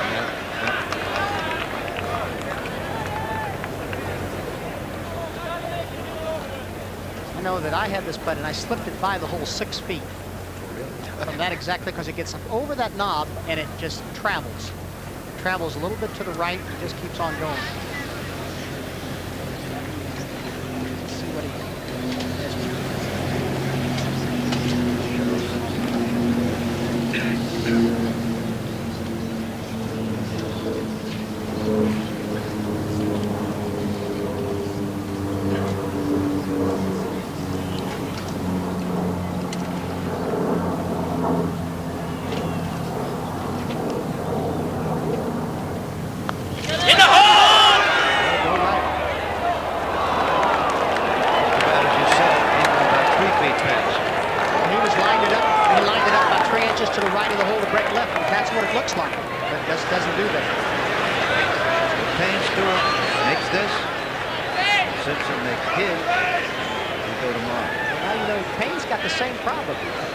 like it goes left and doesn't.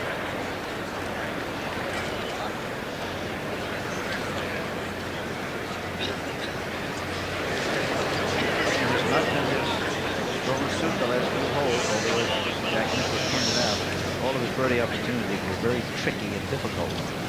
But he did miss 15, 16, 17. I think he watched Scott on this one though. I think he's pretty collected here.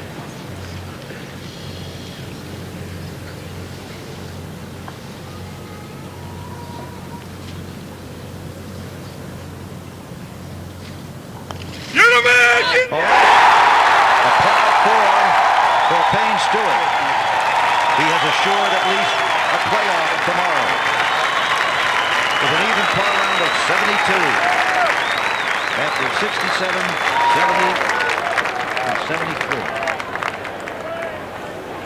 But Scott Simpson still has to make his putt for bogey 5. And that is a quick breaking putt, Jim. You saw Payne's break quickly. You saw Larry Nelson's break quickly. Not, even though it's short, it's not an easy putt. And just as happened yesterday, to this point, Scott Simpson has lost 2 strokes in the last 3 holes.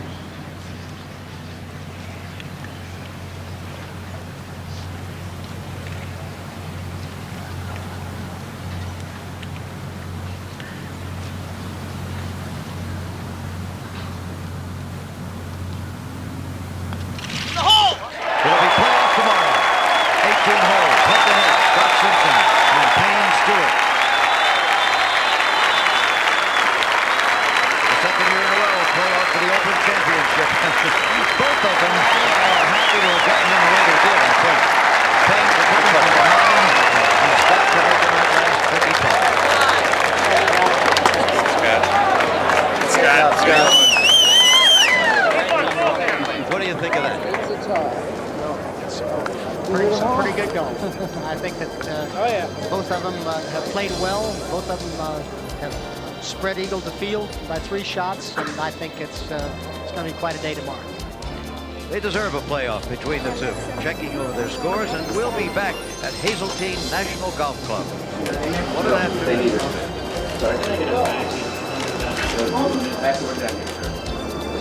No, that's what's underneath. The USGA seems to take its Open Championship to the glories of Pebble Beach every 10 years. That's where we'll be next year. The 2 previous Opens at Pebble in 1972 and 1982 are embedded in the game's history because, well, because they were won by Messrs. Nicklaus and Watson, who dramatized their victories with singular shots. Here, for example, Nicklaus hitting the ultimate 1-iron to the 17th on Sunday in 1972. Wow.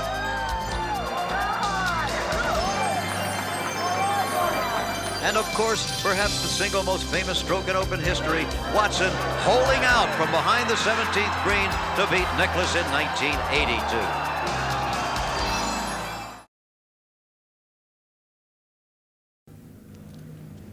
Well, this has been the bittersweet Open, hasn't it? From the lightning bolt that struck down young Bill Fidel on Thursday to the triumphal march up the 18th a moment ago of these 2 marvelous golfers. It has contained all of the human emotions. The great mano-mano battle here between Simpson and Payne, which will be continued tomorrow. And of course, we were introduced to a couple of new faces too, Nolan Henke for one, and Brian Cam. And we found out finally, didn't we, that Fred Couples may be the most exciting American golfer to watch, and that Larry Nelson is the original stealth bomber. The foreign invasion was put down completely here this week at Hazeltine, and the people have been tremendous. Really, they're nice people here. When they ask you how you are in the morning, they actually listen to your answer.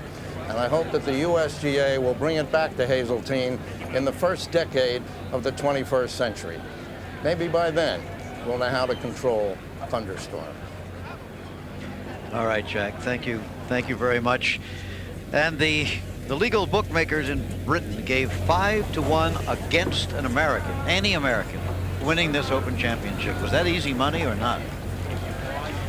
There it is. 2 men at 6 under par. Playoff tomorrow. Let's go down to Roger. Okay, thank you very much, Jim. Payne Stewart. I've never seen a guy make so many clutch par putts, and then you had some good birdie opportunities coming in about the same distance, and you couldn't knock them down. Roger. Are you worn out or what? Yeah, I'm whipped. I'm whipped. I did as good as I could do. I hit a lot of good putts. It just wasn't a day to make birdies. I guess it was the day to make pars. We've got Scott Simpson standing by. Scott, can you come on in here too while we're at it? You guys went head-to-head. I was just talking about you made a lot of good par putts early on. Do you grind harder over the par putts in a U.S. Open than maybe the birdies? Oh, not really. You know, sometimes your par putts are a little closer, so it seems like you're making more of them. But no, I was trying to make every putt out there, and you know, we both made some putts and missed some, and I dodged a few bullets there the last 3 holes with Payne. It almost came down to a match play situation, Payne, there the last 3 or 4 holes.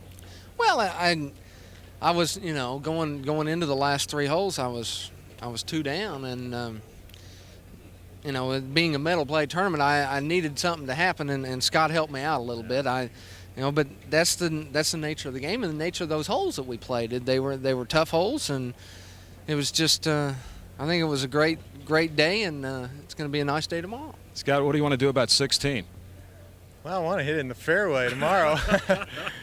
I felt like I hit my 1-iron pretty good, and only I just pulled it a little bit. And same thing on 18 with the drive, pulled it a little bit, and both times it was dead in the rough. And you know, from there you're playing to make you know, 4, you know, wishing to make 4, but really you're playing to make 5. So, you know, it's just one of those things. Well, now we've got you two again tomorrow. Does that provide a comfort factor at all? You know, you've played with each other today. You go back out tomorrow. How does that work, Dave? Well, you know, it's I'm thankful to be playing tomorrow. I'm sure Scott's not, but I think we'll go out there and enjoy playing, and hopefully we'll decide a champion tomorrow.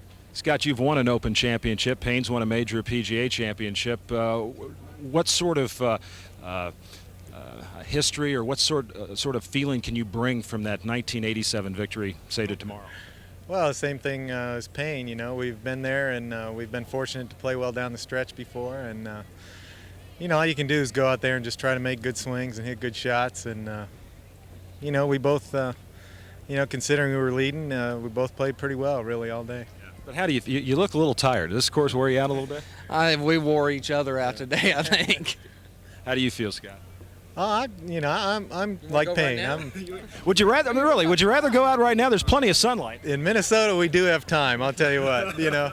And, but, you know, I'm thankful to be here, too. You know, if starting the week, I would have been happy to be in a playoff for the championship. So, you know, I would have rather gone ahead and won the thing. You know, I was playing well, and things were going good, and I was fortunate Payne was missing those birdie putts. And, but, you know, things worked out fine. I'm glad I made that little 3-footer last hole. You bet. Well, great playing to both of you. We'll look forward to seeing you tomorrow. Thanks so much. Thank you. Okay, let's go back to Jim McKay now. Well, Payne Stewart is 35, Scott Simpson 34. Scott Simpson is 35. They're both married. They're both fathers. They both have 2 children, and they're tied for the U.S. Open Championship, and they'll play it off again tomorrow at 18 holes, and once again it'll be 4 o'clock Eastern Daylight Time on ABC for the playoff. The national championship is still at stake.